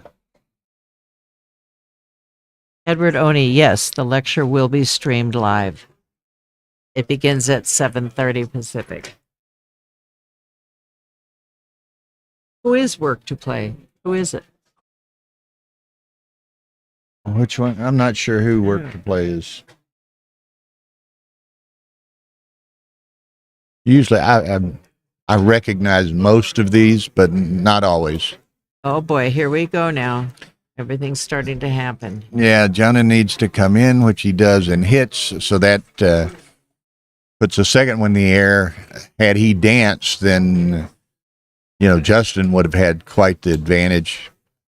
Now Justin rolls a set of 2, so this is going to be an entertaining. He's probably going to step up right there to the 20. Now Jonah's going to attack on that 5 point if at all possible. Alternatively, he'll make the second anchor in the home board over there. 2-1. He can do neither. He can attack, but he can't attack pointing as he would have liked to have done. But if he hits it, which I think he probably will, he also takes one of the dice out of Justin's hand, right? Justin can't use both dice to make a point or something.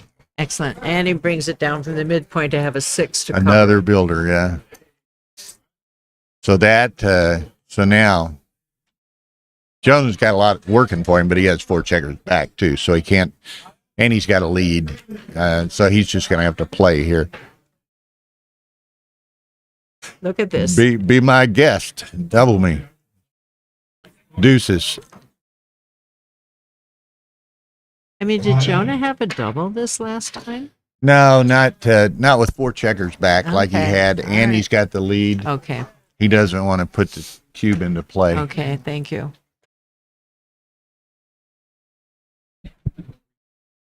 I guess I was doing Woolsey's Law. At least you got to ask yourself every time. What's that? Woolsey's Law. At least ask every time. Absolutely. It's every every roll is a doubling opportunity, right? Had it phrased that way too. And then of course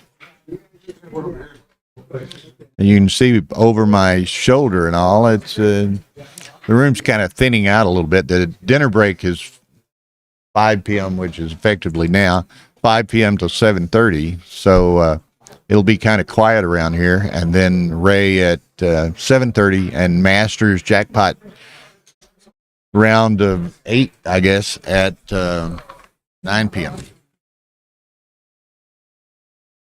I don't know if you wanted something or you were getting frisky No, there. you're right. 7:30 for the lecture, but 5:30 for the dinner break. I didn't know if you were reaching something or just getting familiar No, just getting familiar. Right in front of Tara. No problem. on camera. I have to. She packs a wallop. Forget it. Okay, so Jonah's probably. This is a really interesting one, to the point that Jonah, even though it's being streamed, Jonah's going to take a picture of this one so he can analyze it quickly. Now, where's Matt Kungar and others? Dimitri would know. Is now this a cube? Is this okay? Jonah sent it from the air. Am I? Is it double pass? Huh? So he. Looks like Jonah So played. that's right. what was weird. I was all confused because I think Justin doubled and didn't hit the clock. So that's why I was confused looking at it, because I was thinking that Justin had doubled, but Justin's clock was running, and I was thinking Jonah was trying to do, and I'm like, what is going on here? Okay. So that's it's one of the hazards of talking and not paying perfect attention all the time. Ouch. Mr. Woolsey, Please take this chair. he can take this chair. No. This slot. Oh, she's coming. There was a microphone over there, and I just wanted him on the mic. Oh, Sit down, Kit. all right, Bill.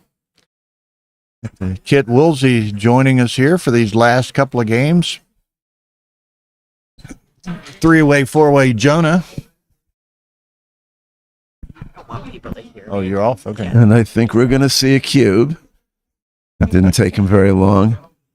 And And at this score, it's certainly a pass.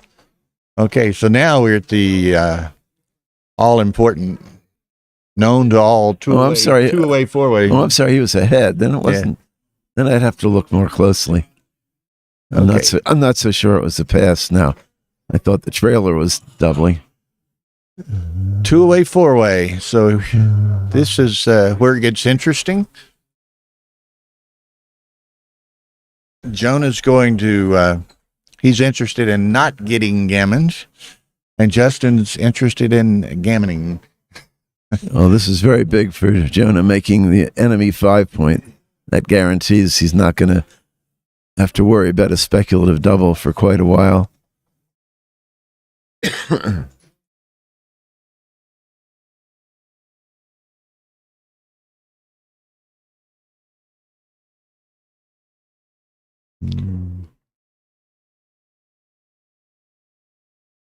I'm sorry, Boris made the 5-point. So it's Keep this wrong.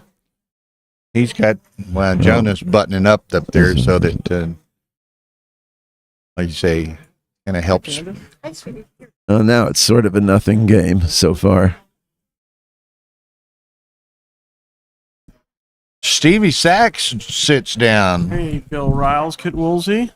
Thank you, sir. We got a 2-way, 4-way situation here. Absolutely. And this is a rebuy match, so they both already suffered one loss and trying to keep from suffering another. I prefer the porterhouse over the ribeye. Is that Oh, rebuy. Sorry. rebuy? That one went right by me. That's all right. So Jonah's happy to play a holding game here. His timing's a little iffy, but he could just give up one of those outfield points. He's not going to give up the advanced anchor. 117 for white. 124. So it was 7 pips, but he played a 7, so I'd say it races even after the move. I think 4-away, I'd be happy to probably just run 20 to 13. He's got 2 blocks on his board. They have about equivalent strength boards here. White can't attack that easily, being 2 away. He's, unless he rolls a joker. And So you think he should run? Oh, yeah. I mean, I would. Don't know that it's right, but I would, especially 4 away. Yeah, and Jonah, like you say, Jonah can't be frisky at all here. I mean, he could roll the No, he can be frisky. He's got the anchor. Yeah. Why can't he be frisky? Move, but okay. Double 5. Is that a superstar shake? Kit, what do? You stay there and just break the midpoint, or just come all the way down? I mean, you're pretty far ahead in the race, but you got 3 strip points coming in. I kind of like this move. Well, it's normal to go to the 11-point. Maybe there's some he's issues recently had involved the race, here. But I like the flexibility that playing 13-8 offers him. Blue's got 2 pieces of timing on the 8-point.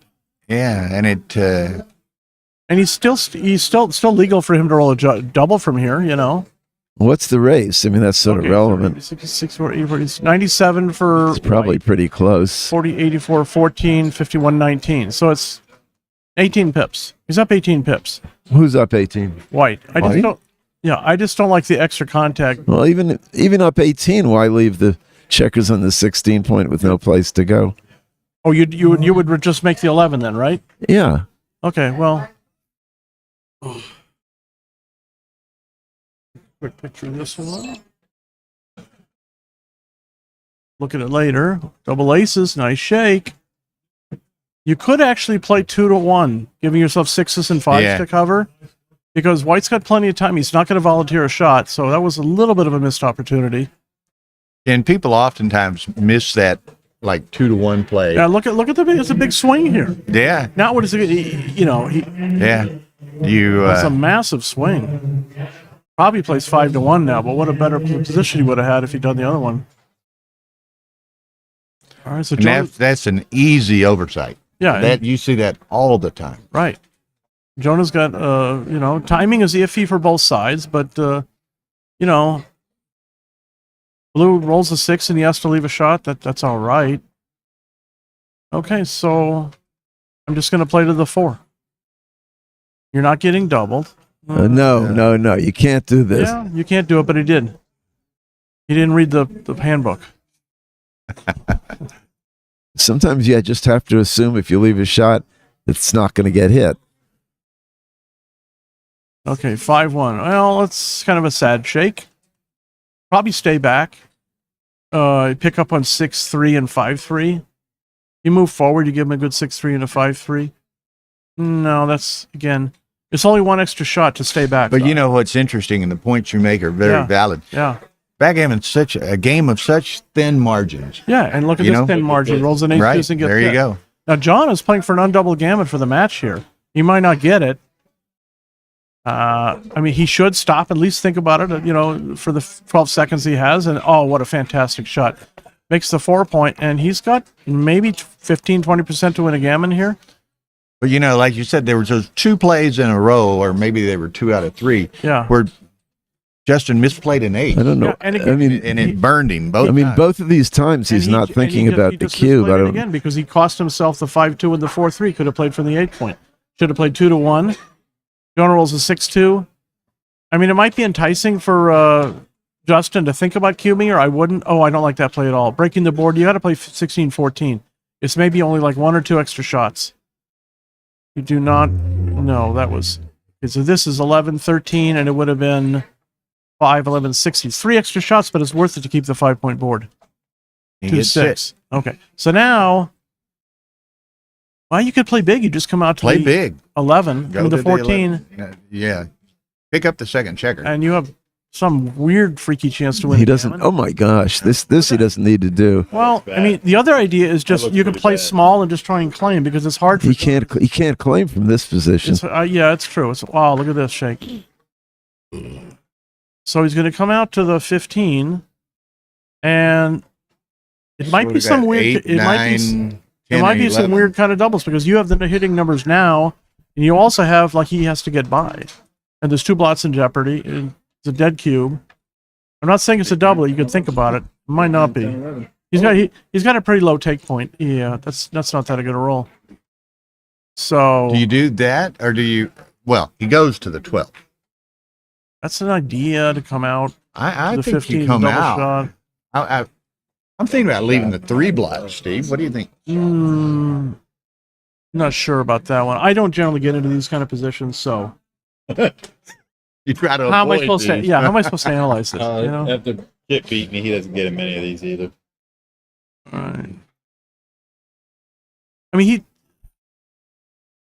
this is not bad because aces and deuces that hit are the aces and deuces that lift that blot. Sure. And he can just, now he's nice safety that checker. So Jonah could be close to a double if Justin misses here. Because even though Justin has like an 18% take, his board is crunched. He may be pretty far down in the race. Let's take a look at the race here. 40, 55, 65. And come out with a 2. What do you 70, 74. Yeah, that makes the double a little more precarious. You probably don't double this now. Yeah.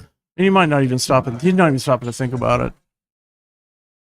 And if he has decent time, oh, this is a fantastic shot here. Ooh. Oh, and yes, and he gets to bring it in and safety, take the checker off, and he's got a play on here, a free play on, especially when he comes in with the 5 because now it's only 6 number. No, it's a 6 number. It's not a play on. Why not?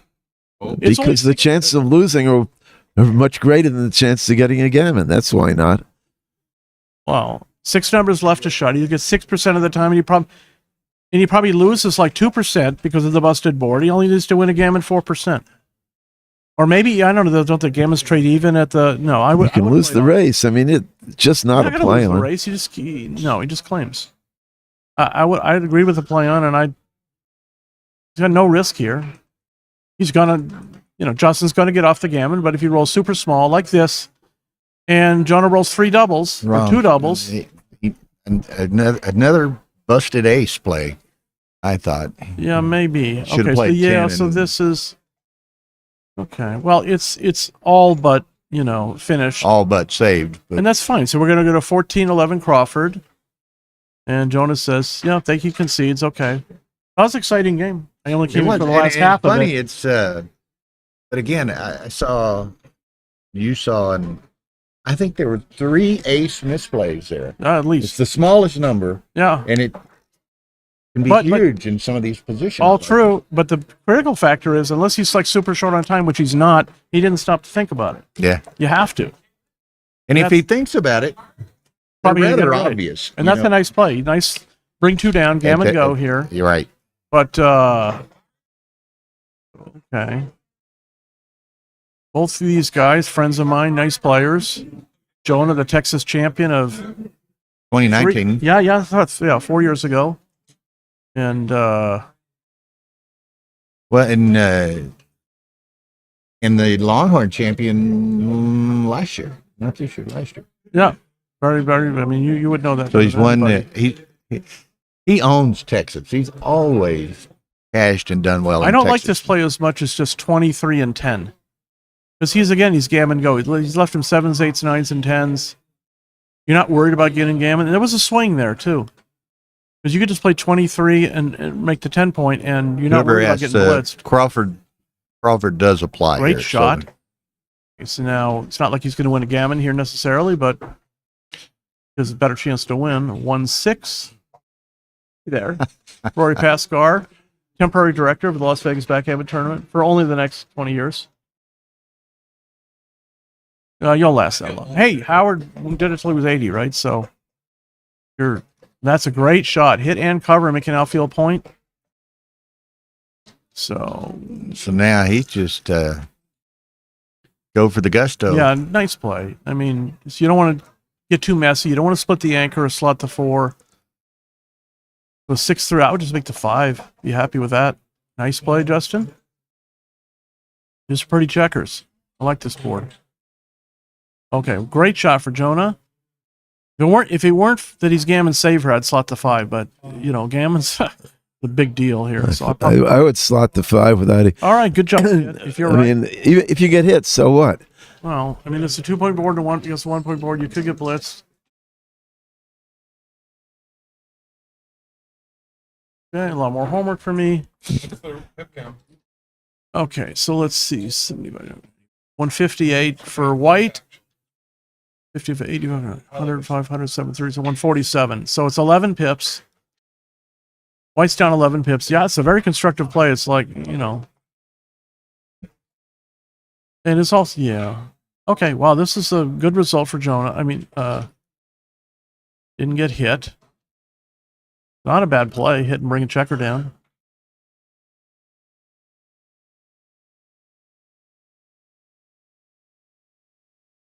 Three, 6. All right, not so special, but you can just play to the 7 happily. Yeah, all he can do, pretty much. He's got a sneaky chance for a Gammon here. Deuces hit, 5's cover. Pockets. Boom. Oh, there's a. Oh, this Makes is, the 4. no, it makes the 10 and the 9. And then Okay. you're just ready to go home. No. I mean, no, I think. 2-1. All right. He's got 3 landing spots. He's very far ahead in the race. Fantastic shot here. And it's probably Jonah's, Tony just needs to if he can leave get out, he'll town, get out. And leave it's town, like- and Oh. I'm an optimist. You're a realist. 5-2. 5-2. Yeah, make the 4 very happily. Make the 4. And, Johnny just needs to leave town. Yeah. Okay, so that wasn't so good. You're going to make the 4. It's a little fancy because he allows Justin to play a little more aggressively in blitzing. So make that point. Go ahead and bring the check. Actually, probably play it in. Yes, good. Good. Give himself good 6s. That was a good play. He doesn't want to duplicate his own 4s. 2-1. All right, so nothing special. It's a waiting play. 4. Okay. No, this is a decision here. No, it's not. It's a decision. The decision is ET phone home. He didn't do it. Hey, if he's right, I want to learn something. I think he's right, but I'm not sure. No, because Blues, most of his numbers play naturally well or like great. He doesn't have that many bad numbers, and he's like, okay, now he's a second chance to come out. Okay. Oh, Oh, no. stubborn are you, Jonah? You're now. I don't know. Very. Yeah, I don't know. Double threes. Well, Straight up. no. Just make the ace of slot the deuce. I don't think you could. You could switch and cover, but it's a little harder to bring home. And Jonah's not he's only small. No, that's a little bit wrong. Now your sixes don't play well, so you should play the 2 and the 1 point. I'll lay money on the switch. Yeah, you've been right before. You have been. Hello, sir. Would you like to leave? This is only about your fifth opportunity. Yeah, well, at least. Okay, do you like Better late than never. What? Yeah. switch? Probably. Yeah, I'd have to think about that one. That was very easily could be correct. Okay, so more than likely, Justin's going to win a 1-point game. It'll be 1 away, 3 away post Crawford. And will Justin employ the trick? I don't think so. Look Will at here. Jonah win the race with 2 more sets of boxes? Yeah. Deuce. Deuce. Yeah, he needs a couple. 5-3. I would have played into the 4 and 3 point, even out the distribution. You're not trying to just miss here. You're trying to get more checkers off with doubles.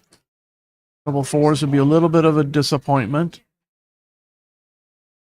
Yeah, play 5-4. It's okay, whatever. Again, Justin's probably just gonna, unless he gets really unlucky, he's gonna force post Crawford situation.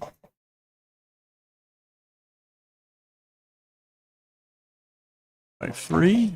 Where's Herb roaming? Not here this week? No, apparently not. No. Haven't seen him. He's done well in a couple of tournaments recently. No, it's always right to take a chase, checker off with an ace. Non-contact position. Or it's never wrong. Let's put it that way. It's not this. 5-4. That pretty much seals this one. Yeah.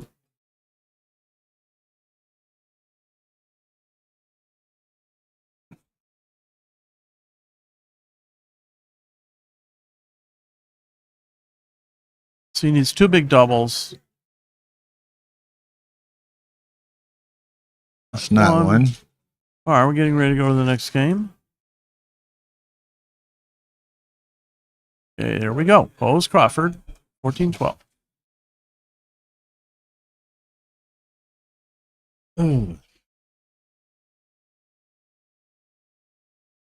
Let's just see if he tries the trick. Don't think so.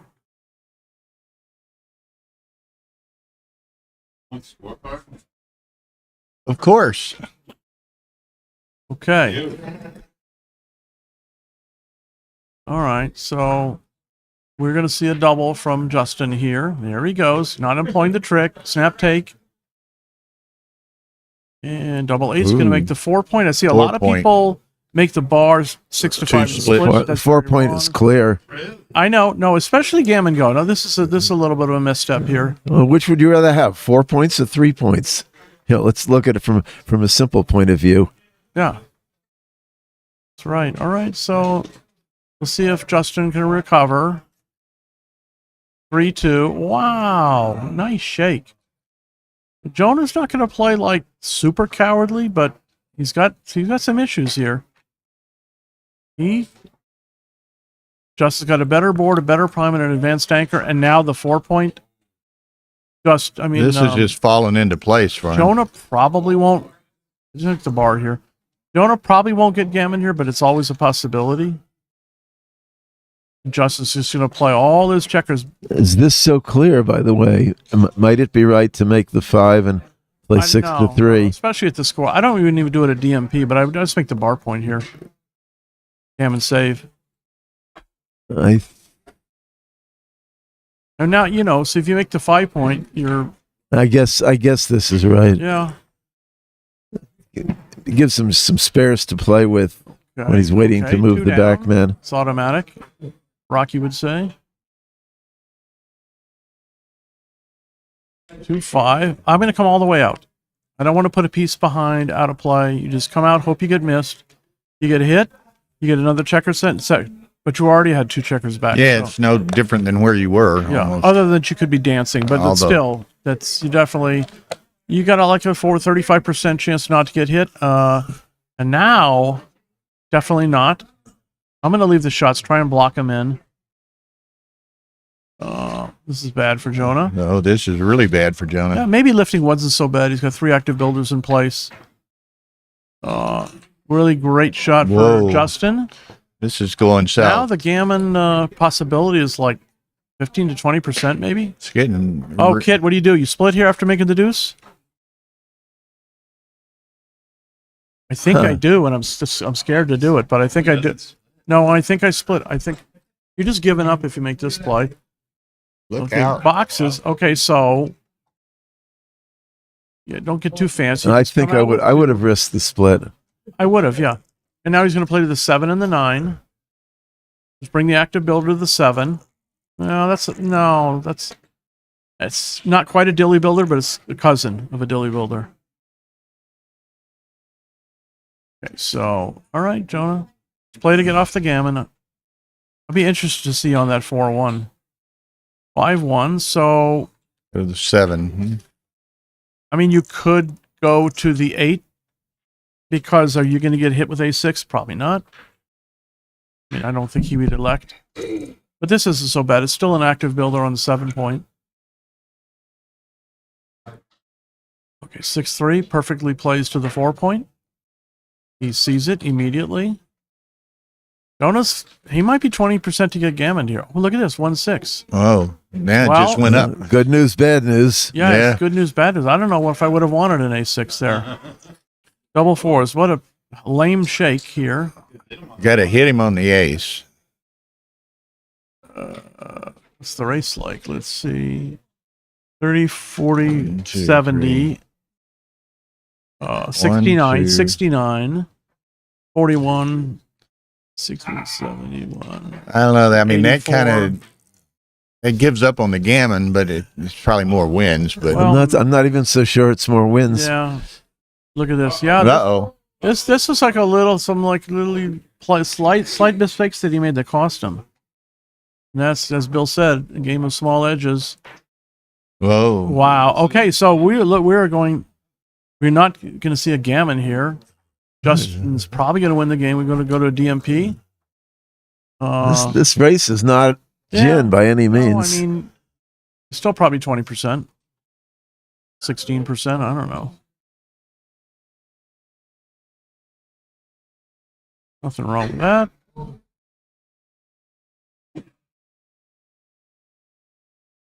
That's pretty bad here. It's less than 10%.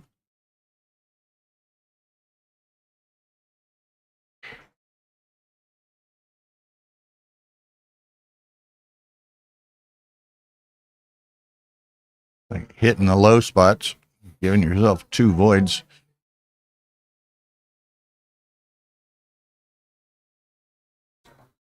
I-4. The late great Bob Glass would say, and how's the missus? That was his thing. He was playing Kent Goulding one time. Kent Goulding had a triple shot at him. He rolled like 6-5 and missed. And Bob goes, and how's the missus? And Kent said, oh, we got divorced about 6 months ago. That's a true story. That's funny. Okay. This is it, boys and girls. Wow. Ladies and gentlemen. Look there, Mrs. Jonah sweating in the back seat here. Are you nervous?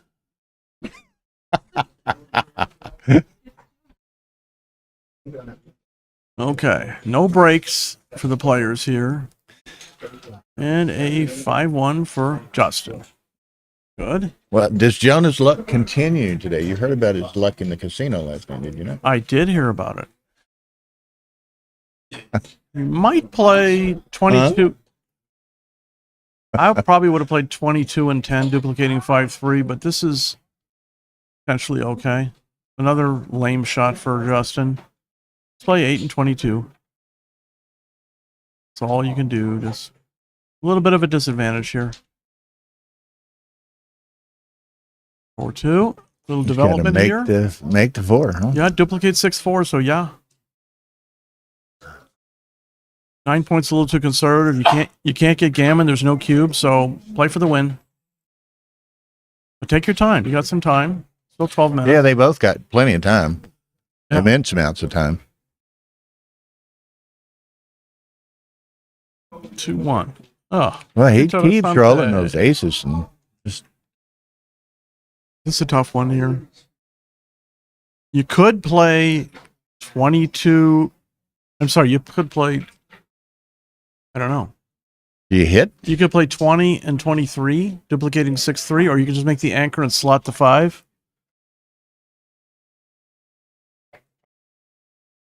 Probably would just make the anchor and slot the 5. You got to give up something no matter. I think that's a nice play, Justin. Let's see if that helps you. Dimitri says, Steve, check your email. I got an email coming from Dimitri.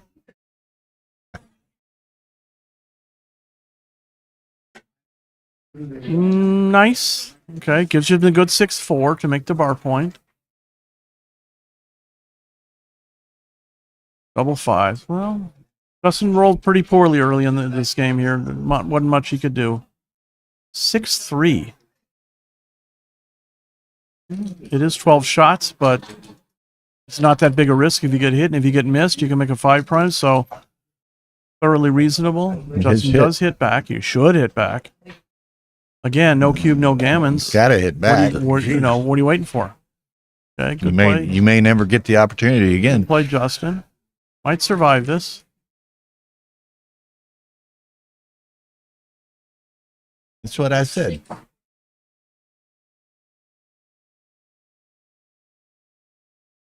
I did. Which move was that? And one, the 2-1, was it 2-1? Yeah. I wanted to hit. You made the point and slotted the 5. I wanted to hit the 4. Okay. Well, Justin's Jonah's making some really good progress here. He's made a couple of points. Makes the bar. Making the bar point. He doesn't have to go crazy and try and close Justin out. Just make that prime. Well, there's Justin. Now you hit. Had to have the anchor. Gotta hit. I think hitting is better than the 13-8 here. Oh yeah, you get Just if light you get years. hit, you can make a back aim, and if you don't get hit, you can develop and. Yeah, you don't have to play that careful. You want to get hit. Well, I don't know if you want to get, but Well, you just want to get your checkers where they belong, simple play basically. here. Well, interesting. Double aces cracks. Got to think about that. It's probably okay. 4-2, good shot. And then, oh my goodness. Yeah, I mean, he just made a 6 prime, and Justin wasn't much Justin could do. He's laughing. He's like, what do I got to do? You might want to slot the 5 point here. I mean, you don't care if you get hit. You might want to get hit. And you're starting a better point. 3-1. Okay, that's actually decent.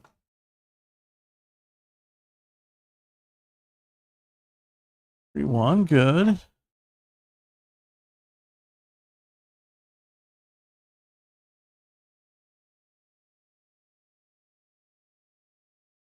By 4, reasonable.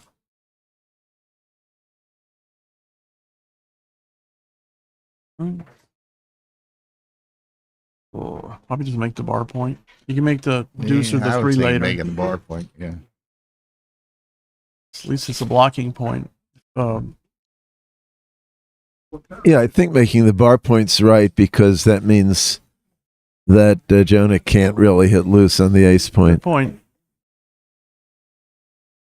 If you don't make the bar point, there may be some variations where Jonah can hit loose. Yeah, so this is, and again, the ace, we're just like, that's the deal, the ace, Been the deal for 2 or 3 games. Yeah, so this is a decent, you just bring in a 9 and 8 to 6. Good for you. Hello? 6-2. All right, so slot, you can slot your 3 point here. Not so bad. He's got okay timing for a 24-point game. Oh, wow, Mr. Riles, what do you think? You break the 8-point now, give him the 6-1? Play 8-7 twice, 7-5? I mean, it's a pretty huge part for him to hit 6-1 and then trap you with. But otherwise, you're going to have to break. No, now the 5s play horrible here. This is a huge blunder if he does that. And I think playing nice, Jonah. Play 7-5. I wouldn't strip the midpoint. Why don't we just clear the bar point here? Well, and then leave the 8-point intact? Yeah, I mean, that's the normal technique against a 2-point game. I wouldn't. Particularly since there's threat of a double shot against the bar point. And you're not leaving an indirect shot either. No. But anyway, so you cannot afford to break the bar and leave 6 shots. Can't leave the shot. You're going to be leaving 6 shots if he breaks the bar. It's too big a risk. This is 2 shots, but it might not be wrong. I don't know. It is 2 numbers. That's 5.5%. Yeah, I know. That's what I said. Oh, this is terrible. Okay. The audience is walking out of the theater, trying to get to their Ubers before everybody else. But don't give up, Justin. A great shot for Jonah.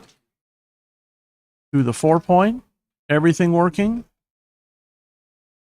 But this is a very nice roll. You got to bring that ace up. Well, you could let yourself get pointed on, maybe improve your timing. I don't think I would, though. I'm not sure about that. Why not? So you get pointed on. So what? Look at this. This is interesting. Well, he's probably not going to do that. He's probably going to play 3 to the ace point. Yeah. Duplicate 5s. Give it 5-2 and double 5s. It's a terrible roll for Jonah. But he's got to play. Just switch and then lift. Break the bar point. Leave 3 numbers.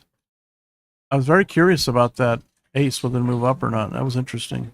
What choice does he have but switching here? He doesn't, but he's got plenty of time. Am I missing something? No, but there's pressure on these. Have you ever been in a pressure match, kid? Only like 100 times. What?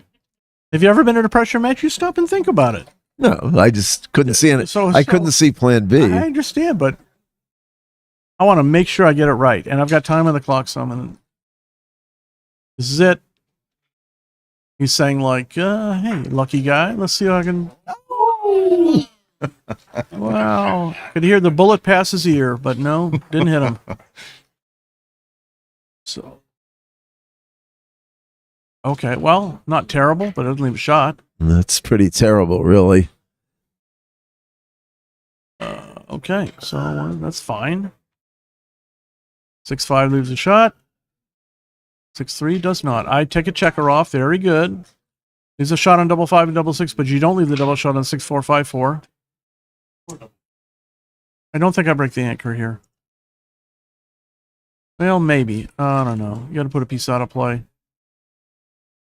I really don't know about this. Yeah, that's true. In double 4s, he'd leave a shot, but he would get a couple checkers off.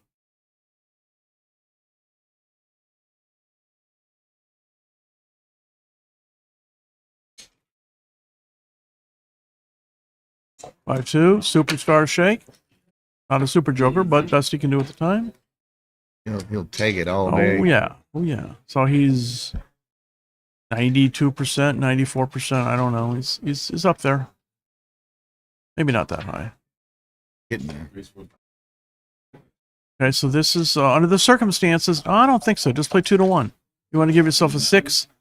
Bigger numbers to cover. 5-2. Okay, well. Well, I think you got to play 3-1. You just hit. Why do we have to play 3-1?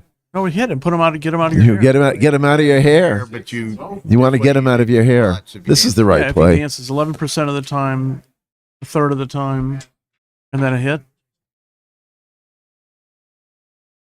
3%. It's like a 1% extra hit equity. Oh, he hits the shot. Unbelievable. Hits and do not lift. Just play forward. Just play forward. Play to the 19. Oh, this is incredible. So if he closes him out, he closes Jonah out, it'd be a favorite. Oh my goodness, how Jonah was ahead in this match. Looked like a sure thing, but not anymore. Okay, just play to the 13, the midpoint. 13. Give yourself 19 numbers to cover. No. Oh, no, you're missing the no. idea. Now you're duplicating into 3, so This looks like overthink of some this kind. is 16 instead of 19. There's 3 fewer covers. Yeah, I mean that's.